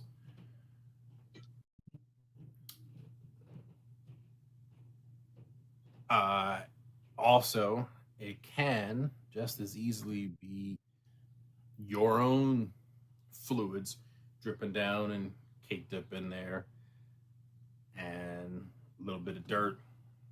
May not necessarily be poo, may just be dirt. You're on top of her, banging and sweating, and all that fluid's coming down and running down her ass cheeks, and bodies are sweating and rubbing together. May just be dirt. Additionally, it may also just be her regular discharge. Sometimes vaginal discharge can be anywhere from clear to a darker brown, depending on the amount of mucus that is contained in her discharge. That's something that is up to the individual woman's genetic makeup and what time of the month it is for her, what part of the cycle that she's in. Is this more of a mucus time or is this more of a clear fluid time? And it's going to vary on every woman how much mucus or fluid buildup there's going to be at a random time. If she was really turned on and she still had her panties on, we're doing a lot of foreplay. If you were doing a lot of foreplay, kudos, you've been watching some of these tips. If you're doing a lot of foreplay beforehand and fluids building up, then it can absolutely have a tint to it. And you may get some discoloration on your white sheets. Not for nothing, don't use white sheets when you know you got a woman coming over. Put a colored sheet on there, put a print that's not going to make something like that obvious. Don't use white sheets with a woman, ever. It may look nice, but in reality, it is not very practical. It's going to have your stains, her stains. You fart hard, you're going to have some stains on white sheets. Don't do that shit to yourself, all right? Additionally, it could also be blood. If you're packing like Big Daddy's packing, and you're slamming in there, or even if you're not, jackhammering the hole, if you're just going deep, just doing daddy long strokes, and it's deep, you can split a bitch open and get a little bit of blood. It's possible. If she's nearing that time of the month and you're daddy long stroking, you can kickstart her period, and you're gonna get some blood. When you go to pull out, got a little bit of blood on your dick, got a little bit of blood dripping down. There you go. So don't just assume that a questionable stain is what you think it is. I just gave you multiple different possibilities of something that it could be. So don't assume anything. If it's bothering you that much, then you can always have a conversation about it. If you're going to do that, however, then do so kindly. Something that you could suggest is when you're having sex and you notice that when that round is done, you know, you can lean over. Hey, let's do some cleanup. You know, she got messy. Let's hop in the shower. You can do that. Change your seats. If you're worried about it, you can always put a towel down beforehand. So don't just assume whatever you think it is, because there's a good chance that it's not. And if it is poo, like I said, congratulations. You made that bitch come hard. Let's keep these questions coming. Big Daddy, Media Virus Podcast, just the tips. Until next time, make her come hard. All right? Happy fucking.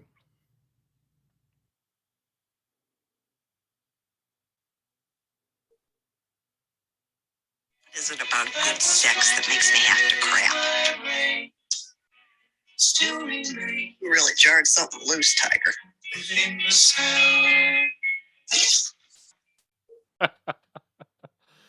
I thought we had, but I thought early on, like in this question, he had originally assumed it wasn't poo. He didn't. That poo wasn't the first thing that popped into his head.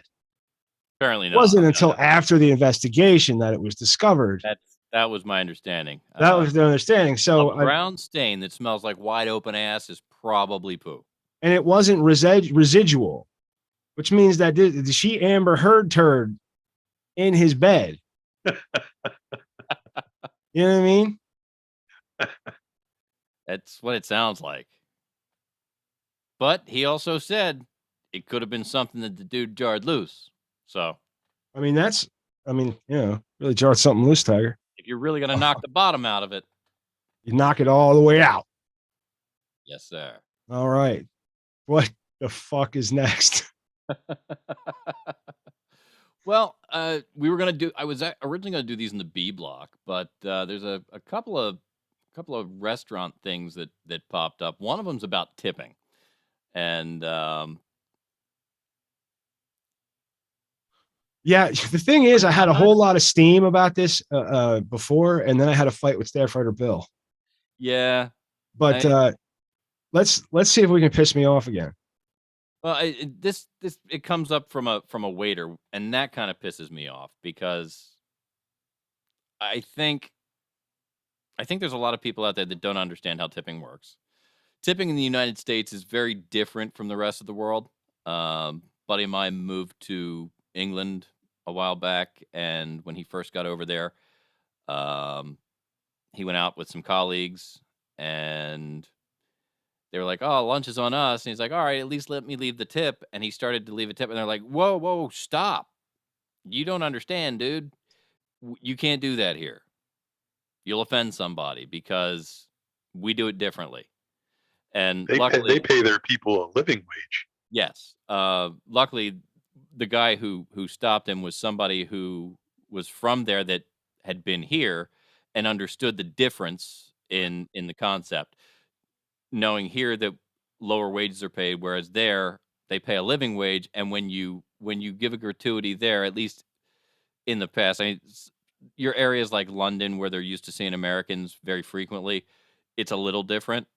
But you will offend a waiter if you leave a gratuity because they're like, "What, you think I can't you think I can't pay my bills? I've got a job. I work." Yeah, you're basically, they think they're being insulted. Yeah, they feel like you're saying, "Hey, I'm better than you. I make more than you. So here, I'm going to give you a handout." Whereas here, we know that handout's expected. It's expected because it's part of how it goes. Because our restaurant workers can be paid as low as $2 or $3 an hour in some cases, and a tip is expected on top of the bill, whether it's 15 or 20%. I think 18 is about the average that happens. But this server, Ben Ronan, shared tips for bad tippers, and he's divided the internet. The tipping culture in the U.S. is not easy to understand, though most people have learned that 15% is acceptable. Now, the server says that 20 should be the norm. Restaurant workers, of course, he says 20 should be the norm. Well, yeah, but then that means for an excellent server, I got to give 25. No. I got to pay 50% of the tab to your tip. I got an idea. You don't like fucking working for $2 an hour? Go get a fucking real job. Yeah. Oh, I make more money on tips. Then stop fucking arguing with me. Yes. Hey, Maddie. People go to the restaurant industry to fucking make more money than they would have at a normal job. That's the only reason, unless you're a fucking convict. And the hours. And the hours and cash all the time. Yeah. That's the reason for it. Right. But like, if you didn't do a good fucking job and you don't deserve a tip, then you don't deserve a tip. And I could, like, Primo's Hoagies, like, if you order a fucking sandwich, they expect you to tip. I don't to pay for a sandwich. I don't have to tip the fucker at Wawa. And the sandwich is cheaper at Wawa. So if you don't like working for Primo's, go work at Wawa. Mm-hmm. They pay $14 an hour. You know, so yes, there is this, you know, and honestly, most tip earning people in the United States, you know, don't necessarily disclose all the money that they made. And they would prefer you tip in cash and not on your credit card and all this other shit. Well, I would prefer not to fucking have to tip to pick up my sandwich at the sandwich shop. That's what I would prefer. I would prefer that if you brought me coffee once, that I don't need to leave you a $5 fucking tip. That's what I prefer. But I know what I have to do if I go in for coffee. I have to leave. When you go for coffee, you have to leave 100% tip. Do you? I mean, do you though? It's kind of like you just got coffee. Like you feel like what are you going to leave? Fucking 30-cent tip?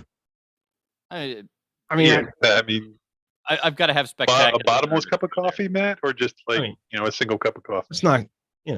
I'm just saying that if I go out and order the lobster, and my wife orders, the steak, and my son, orders the other most expensive thing on the menu, why does it have to be congruent to the bill? The bill's got nothing to do with your service. How much I spent on my food has nothing to do with you bringing it to me. Right? The tip should be a set. Hey, here, this is do your job. And if you do better than your job, then I will do better than the tip. But it's somehow based on the price of the fucking. Traditionally, the baseline for where to start is based on a percentage of the bill. And then you adjust that percentage based on the quality of your service. Right. But if they really shitty service, then I want money off my bill. Yeah, absolutely. That's the way it works. But you ever try to get, that can be arranged. Speak to the manager. I'll speak to your manager. But what else is this dipshit say? Hey, that's pretty much where he's driving it. He goes on to say things like, inflation means that $10 isn't worth that much anymore. And yeah, exactly.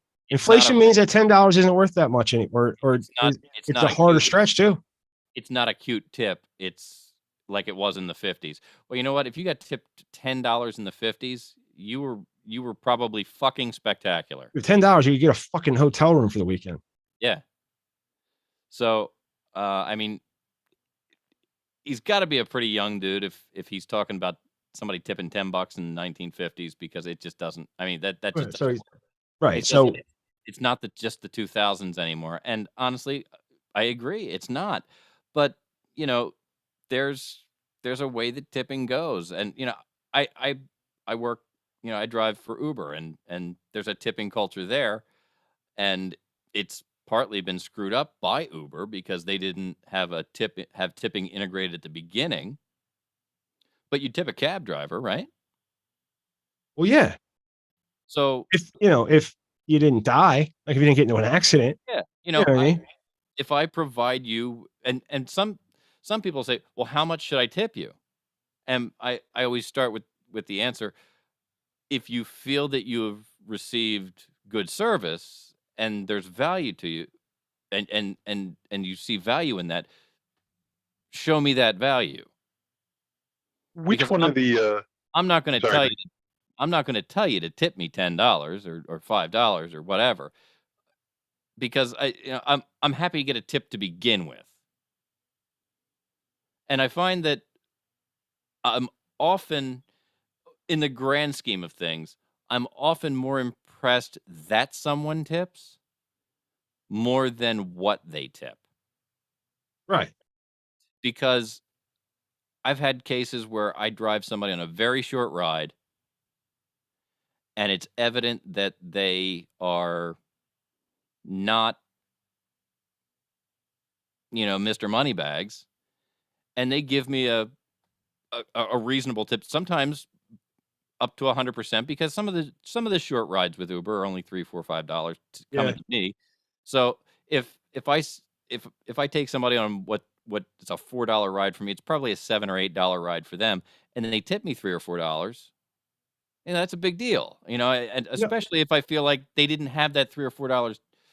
And I think that goes to my point. What about the mom and dad who are scraping by, but they want to take their kids out on a Friday night to take 3 kids out? Mom and dad have water and grilled cheeses, and the kids have meals. Well, the fucking it's $50, right? Now it's $60.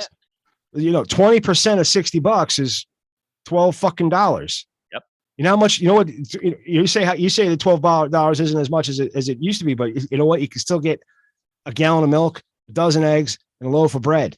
Yeah. So if in fact that family tipped you 15%, be grateful that you got the tip. Yeah. I mean, the idea that you're not entitled to the money just because you're standing there in the uniform. You have to actually do the job. One. And you have to know your clientele. You're not gonna make a fortune working at Denny's, but maybe you will. I don't know. You might be able to buy a Denny's. Who the fuck knows? To be honest with you, that in what I see as far as the way that people tip, as far as who they are and what they do, like bartenders, waiters and waitresses, people who are working for tips tend to tip better. No matter what, I've worked for tips for years, delivering pizza, all that sort of thing, and dancers tip well. Yeah. No, they know what it's like to go out there and hustle for the buck that somebody throws you because you did a good job. Yeah, and they appreciate that when they see that that's what they're getting from somebody. Yeah, no, I understand that, but still, like, just part of it is. Some of it should be built in. Like if you order a pizza, like the tip should be built like what the driver gets paid should be built into the fucking price if that's the way it's going to be. Well, what the driver gets paid is, but you're still welcome to give it up, But again, pizza delivery drivers are paid the same way that servers are, because they fall into that category of people who work for tips. Somewhere, somebody wrote some laws that said that business can pay them as little as like Mike said, $2 to $3 an hour. But what I understand is that there's legislation, or there's they're trying to do away with that. It's written in some of them that if their pay doesn't, what is it? It's like their hourly pay equivalent doesn't. Yeah, equivalent to. There's some jurisdictions that are trying to write in if the pay does not come out to a certain amount. Right. Yeah. With tips, that the employer is supposed to kick in. Right. The employer is supposed to pay the balance. Right. So like they pay them $3 an hour. They work 10 hours. They need $30, but whatever, like the equivalent or the accepted rate, whatever is is $50. then the employer has to kick in that extra, $20. Right. But like not all states have that, or yeah, it's sad. It's really disgusting, how bad tipping culture has gotten. I was going to ask, do you guys know which? Mike probably knows it better than me. Which one? What are the apps? They allow you to you have to preset your tip on all the delivery apps, but they've allowed the option that you can rescind it after having received your order. I know that which is total bullshit. Is set up so that you can plug a tip in ahead of time, but you can go back and alter that on the back end so that if you get bad service, you're not tipping for bad service, which is reasonable. What's going on though is assholes are taking away their most of their tip. Well, it's because they know how the game works. They're baiting. And so I see Uber Eats runs come up in my app. I don't take them because I've delivered food. I know what I can make delivering food outside of those apps, and they're not paying right. Well, they're not paying right. But what they're doing is they'll set up and Pete orders his Taco Bell to come to the house, and he plugs in a $20 tip on a $10 order. And somebody says, "Oh wow, tip included. Looks like I'm going to get a $20 tip." Son of a bitch! And they go, and then when they get there, he backs that down to a reasonable amount. Just he's banking on the fact that somebody's going to see that tip, pick it up, bring it to him, and try to do a good job because they know they're in for a tip, and then they back it out. I feel like they should only allow you to increase your tip. They should not allow you to decrease your tip. You're paying for them to get it to you at the beginning. They have to drive to you to deliver. Yep. Yeah, there's still the feedback application where they, if somebody had a bad experience, like half my food was gone and this, that, the other thing. But they still shouldn't be allowed to take back. They should only be allowed to add. So hey. I mean, if you truly or make it a pain in the ass and to take it away. Yeah. Take it away. Like make it hard. Yeah, or but it's easy, everybody's gonna fucking do it. Or hey, they do. Only they allow make the way tip to be easy. entered on the back end. Yeah, they should. They should only be why would you allowed to add money? They should never be able to take it away before you've received the service. Yeah, to ensure promptness is what a tip is. Yeah, that's how my mother. To ensure promptness is the point. It means get it to me fucking quick. Then you should. Like I said, work for that tip they've got to earn it. Yeah, I feel like I feel like they should institute that you should be able to set a preset amount. Okay, they're delivering it to me. It's going to be here in 25 minutes. The standard 15%. Okay, and after it's delivered, the only option they should have is to be able to add to that amount. Yep. Yeah, it might mean $15, 15% becomes the standard on every order. Well, I saw. What's the other story from the rest? Yeah, what's the other story? Well, now that we know that we're talking about how to tip and that we should tip and we know kind of the ballpark we should be in. There was a black waiter who I'm guessing a tip wouldn't be good enough for him here, who was forced to serve N-word spewing diners decked in Confederate flags. A black server at an Ohio restaurant was forced to serve a dinner party that was decked in Confederate battle banners and casually tossing around the N-word. They completely dehumanized me, server Arthur Mandy told the Beast. A party full of people wearing Confederate flag gear just tried to fucking come eat in our restaurant. A TikTok user called Nani posted on Saturday. But it's not a picture. There's no video of the family. No, I don't believe that there is. So this was going on, and nobody pulled out their camera. Well, listen. All I'm saying is, I feel like let's try to do this. Let's don ourselves in the rebel battle flag, and Right. go to any restaurant and start doing this and see what happens. See if people don't start rolling camera. There's a camera in everyone's pocket. Nobody took a Yes, there picture. is. Well, it didn't end up in this story. Is all I can confirm. Well, then this is shit. This is shit reporting. Is Oh. part of it, right? Donnie said that the table of white guests at the Texas Roadhouse never spoke to the server or gave him eye contact.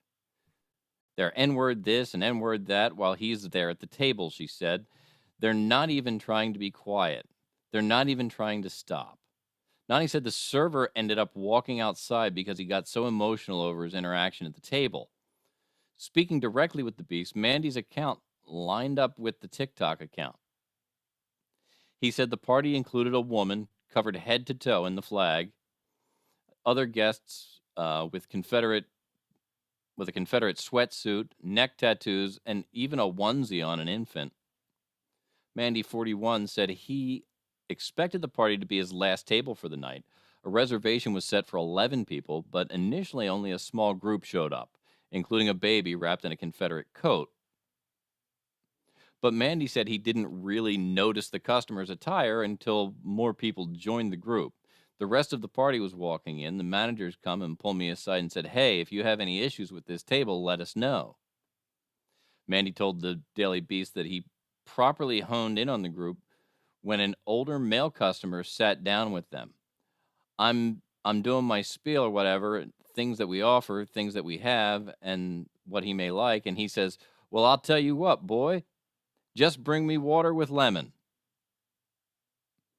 Mandy said that after they dehumanized him, he couldn't return to the table, after which the group demanded that the managers force him to return to the table and correct their orders. He also said that while managers tried to defuse the situation, the restaurant's white owner left early, and Mandy added that he's considering a lawsuit. Just a real quick, I think it was in the story where it said correct their orders. I don't think they had ordered and it was wrong. I think that's a typo, and it should have said collect their orders. Maybe. Because you just said possible. Water with lemon. Yeah, that's possible. So, I would tend to agree with that. That's probably proofreading. I agree with that, Maddie. Maybe a proofreading error. This is not the first controversy to befall the Texas Roadhouse chain. In 2016, a waitress at a location in Colorado was fired after fantasizing online about a murderous purge against Mexicans. Efforts made by the Daily Beast to get comment from Texas Roadhouse were not successful. Now, they had to somehow blame Texas Roadhouse. Right. This is somehow like, this isn't the first time Texas Roadhouse has had controversy. 7 fucking years ago, someone somewhere else said something.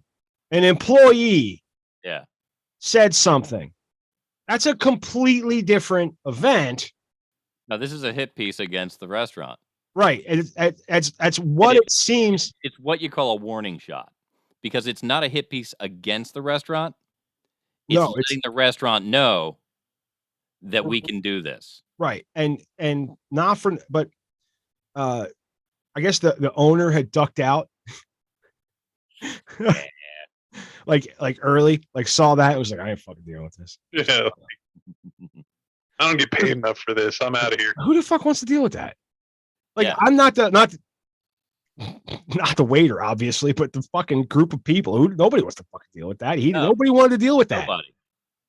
I'm sure it's not like nobody wanted to deal with it. But what was like? What do you think? What do you think would have happened had that manager pulled him off that table and put a Caucasian wait staff? Something there would have been a problem. That would have been a problem too.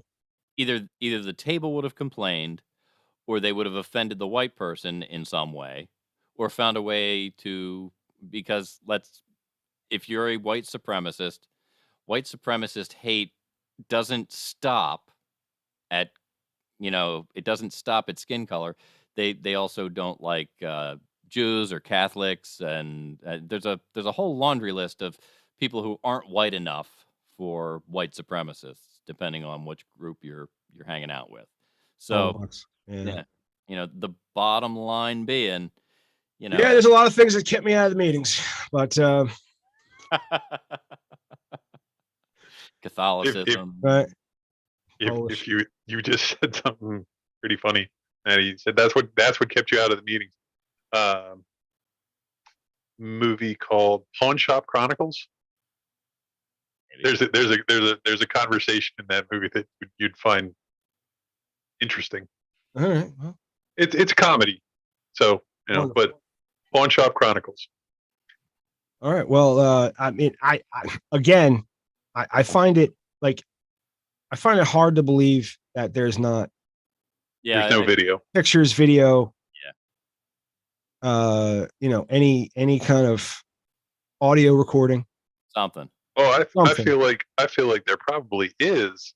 I mean, you're telling me that this, you know, this Texas Roadhouse doesn't have security cameras? Yeah. You know, there's something somewhere, and the fact that it's not front and center. Yep.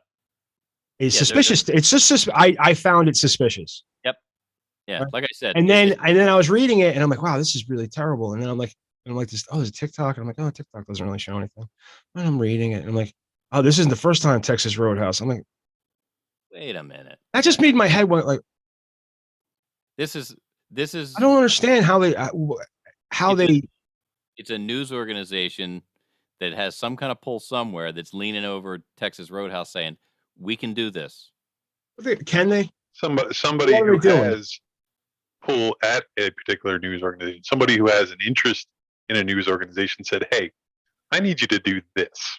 Yep. You know, like, and just put this piece out. This piece could be completely fabricated, but you know, it's yeah. I get what you're saying. Listen, I'm not saying that white supremacy doesn't exist. I'm not saying that it's out there. I'm not saying that I'm not condoning it. What I'm saying is, in the year 2023, the fact that there is not a photograph to accompany this story of any kind of the popular phrase is pictures or it didn't happen. Picture it didn't happen. I mean, picture it didn't happen. When they had the riot inside a Golden Corral because somebody got the last steak, there was video. Oh, there was plenty of video of that. Right. There was 35 different angles, people beating ass with one hand and filming with the other. So I don't.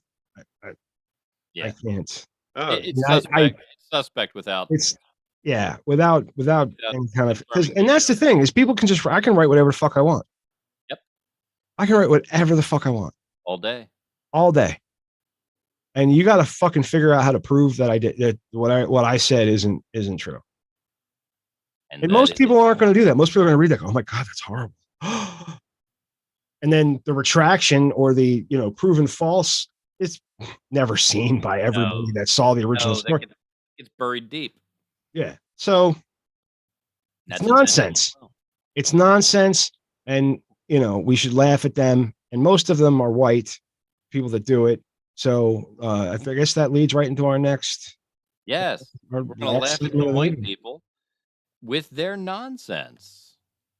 Where are we going to do it? We're going to do it in the TikTok nonsense corner like we always do. That's right. We should wait. Is it this one? Wait, the theme that we decided to do. That's right. What was that? That was That's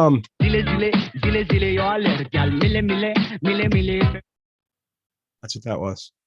It's song number 1 on our soundboards. Alrighty. Oh yeah, this pissed me off. Teacher asks student to call pedophile a minor attracted person. Yeah. What? Stop it. Yeah. We're not going to call them that. We're going to call them MAPs. No. Minor attracted persons. No. So don't judge people just because they want to have sex with a 5-year-old. Don't judge people. Excuse me. Listen.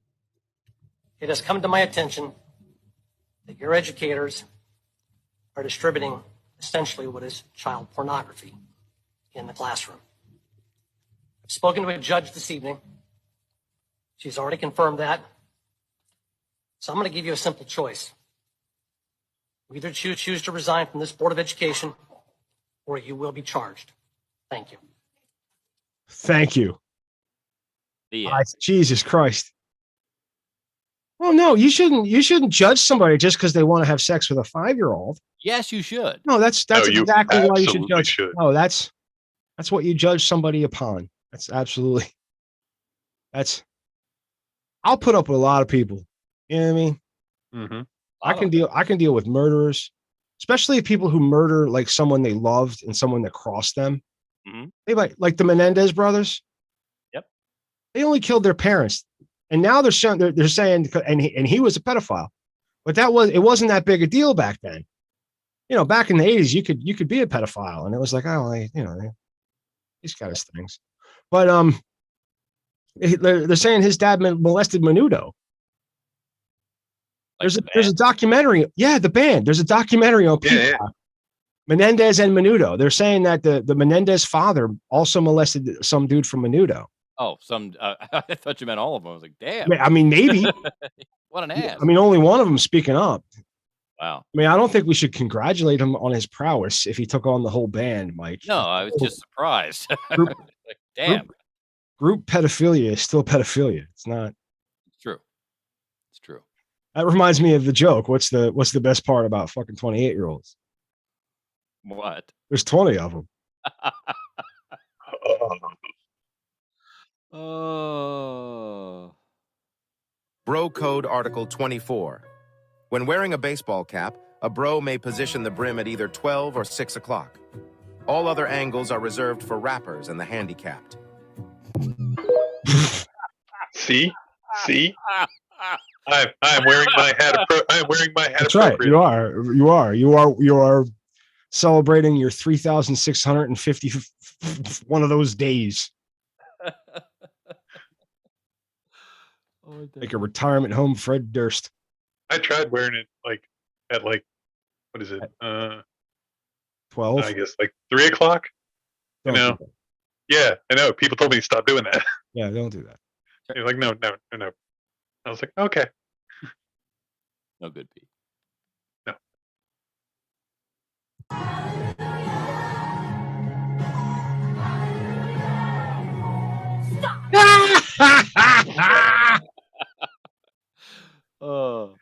So for those listening at home, it is a child's choir, and the camera is panning across the children. Church choir. A child's church choir, and as it comes to this one young man who's dressed in a lovely set of blue jeans, beautiful white sneakers, and a nice shirt, the camera gets dead center on him. He does what Roseanne Barr did when she sang the national anthem, and grabbed his crotch and made that face. He did a perfect impression of Roseanne Barr, and he wasn't even born yet. No. He had to do research for that part, dude. I think the best part for me was when you heard the parent who was filming go, fuck. Yeah. Dude, play it again and listen real hard. It's brilliant because it's not lost on me that they're in church. No, that's the best part. Shut. Yeah. We'll go back. Fuck up. Shut all the way the fuck up until you reach the top of Shut Fuck Mountain, where there are no more fuck ups to shut. Wow. What movie is that from? I don't know. I gotta find it. A good one. Dude, can we grab that as an audio clip and just start playing it when Pete tells a story? I will. All right, cool. So back to the kid. The kid. Why does it? Oh, no. Go back. It's on a timer. Pissing me off though. There we go. Here we go. All right, swaying arms. Hallelujah. Stop.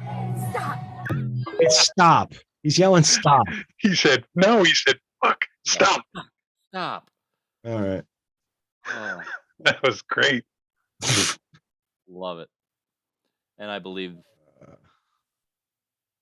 I don't know if I remember to put him in the other week or not, but He looks familiar. Yeah. A while back, I learned something that changed the way I look at some things in life. It's something many of us have been lied to about, misled about, ever since we were young children.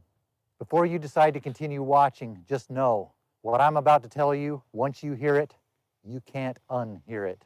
It will change the way you look at things too. I think the best way for me to tell you this is just to come out and say it. Road runners have a top running speed of about 20 miles per hour. For a bird that size, that is fast. But here's the disturbing part. Coyotes can easily run at 30 miles per hour, even up to 40. This whole thing where the coyote can't catch the roadrunner because the roadrunner runs too fast, it's not real. And now you know. Holy shit. Why would you do that to us, Mike? Destroyed my childhood, Mike. But also you got to understand is the Roadrunner, it's top speeds, but like the Roadrunner the reason they call it that is because it can continuously go. Right. You know, Coyote might be able to catch up, but but it's endurance. That's, you would always see Wile E. Coyote get winded. Yes. Also, that particular Roadrunner may have been a very exceptional Roadrunner, and that Wile E. Coyote may have been, maybe at the bottom tier of our worldwide fight list. And I'm thinking they were juicing his birdseed, Matty. You also have to take into consideration all the injuries that Wile E. Coyote suffered through the years. Dude, you try to run fast after you fell off a cliff and had to hold a sign before you fell. Or had a boulder fall on top of you and flatten you entirely. Or an anvil. Had to blow into your thumb to blow yourself back up. Dude, have you ever tried to ride a rocket and have it take off without you? It burns your nutsack. The friction alone is bad. And then the afterburn. Right? He at least lost all his pubes. And it's right where the legs connect. There's no, dude. All right. I mean, I understand this man's thinking, but we need to reach out to him and explain to him where he's wrong. Okay. That, we don't know that this was the first Roadrunner that Wile E. had encountered. Because Wile E. knew they were delicious. Every time he saw that thing. That's right. He licked his lips, right? Uh-huh. So he knew that Roadrunner were delicious, which means he had Roadrunner before. You would think. Right? The only way you know something is delicious is if you've had it before. Yep. He knew this thing was delicious. And he knew how to prepare it because sometimes he'd visualize it prepared. Yeah. It'd be cooked and have the little booties on the end. Sometimes he'd have something over on the side ready to fix it once he got it. That's right. He often had the napkin. He knew it was going to be messy. He prepared well. That's the point. My point being is how many Roadrunner had he fought in the past? How many Anvil? How many Boulder? How many cliff dives had the Coyote taken already before we got to the one that we saw? Yeah. And we don't know. Fair points. All fair points. Not for nothing. We know Wile E. Coyote is Wile E. Coyote. Roadrunner is just a Roadrunner. We don't know it's the same fucking Roadrunner every time. No. We might not listen. Do you think you're going to show young children a coyote mauling a Roadrunner and eating it? No, you're not. Okay. I mean, at least not if you're smart. Not in the 70s or the 60s or actually the 30s or 40s when 60s and 70s for Roadrunner. All right. Well, there you go. That's my point, though. It's just the guy's flawed. His logic is flawed. I understand where he's coming. I learned something. Oh, you don't have to hear it again. He started again. I didn't. I proved him wrong. Oh, that's the end, stupid. Well, I think we've covered everything this week worth covering. I mean, geopolitically, everything's turned to shit. The Fed raised the fucking interest rates 0.25% again. Mm-hmm. China's stockpiling food. But none of that's really important. War in Ukraine continues. Yeah, the war. We're closer to nuclear war than we've ever been. We're moving Ohio-class submarines to Guam. That's exciting stuff. We've talked about none of that here on the Media Virus podcast. We've talked about whether or not Wile E. Coyote could catch the Roadrunner. We've determined that maybe it is possible for a coyote to catch a Roadrunner, but not that coyote and that Roadrunner. That's where we've come down on that. That's about it. I guess we're done, man. Yeah. You want to bring us home, Mike? Yeah. Ladies and gentlemen, thank you for listening to this 130th episode of the Media Virus podcast. We're always glad to have you here. Remember to check out the 100 Hottest Women on Facebook and on Instagram. And on behalf of Pete, our fearless leader, Matty Rockdeff, I'm Professor Mike Latoris, coming from to you live high atop Uncle Butch Studios. This has been the Media Virus podcast, and we'll be back next week with more shit.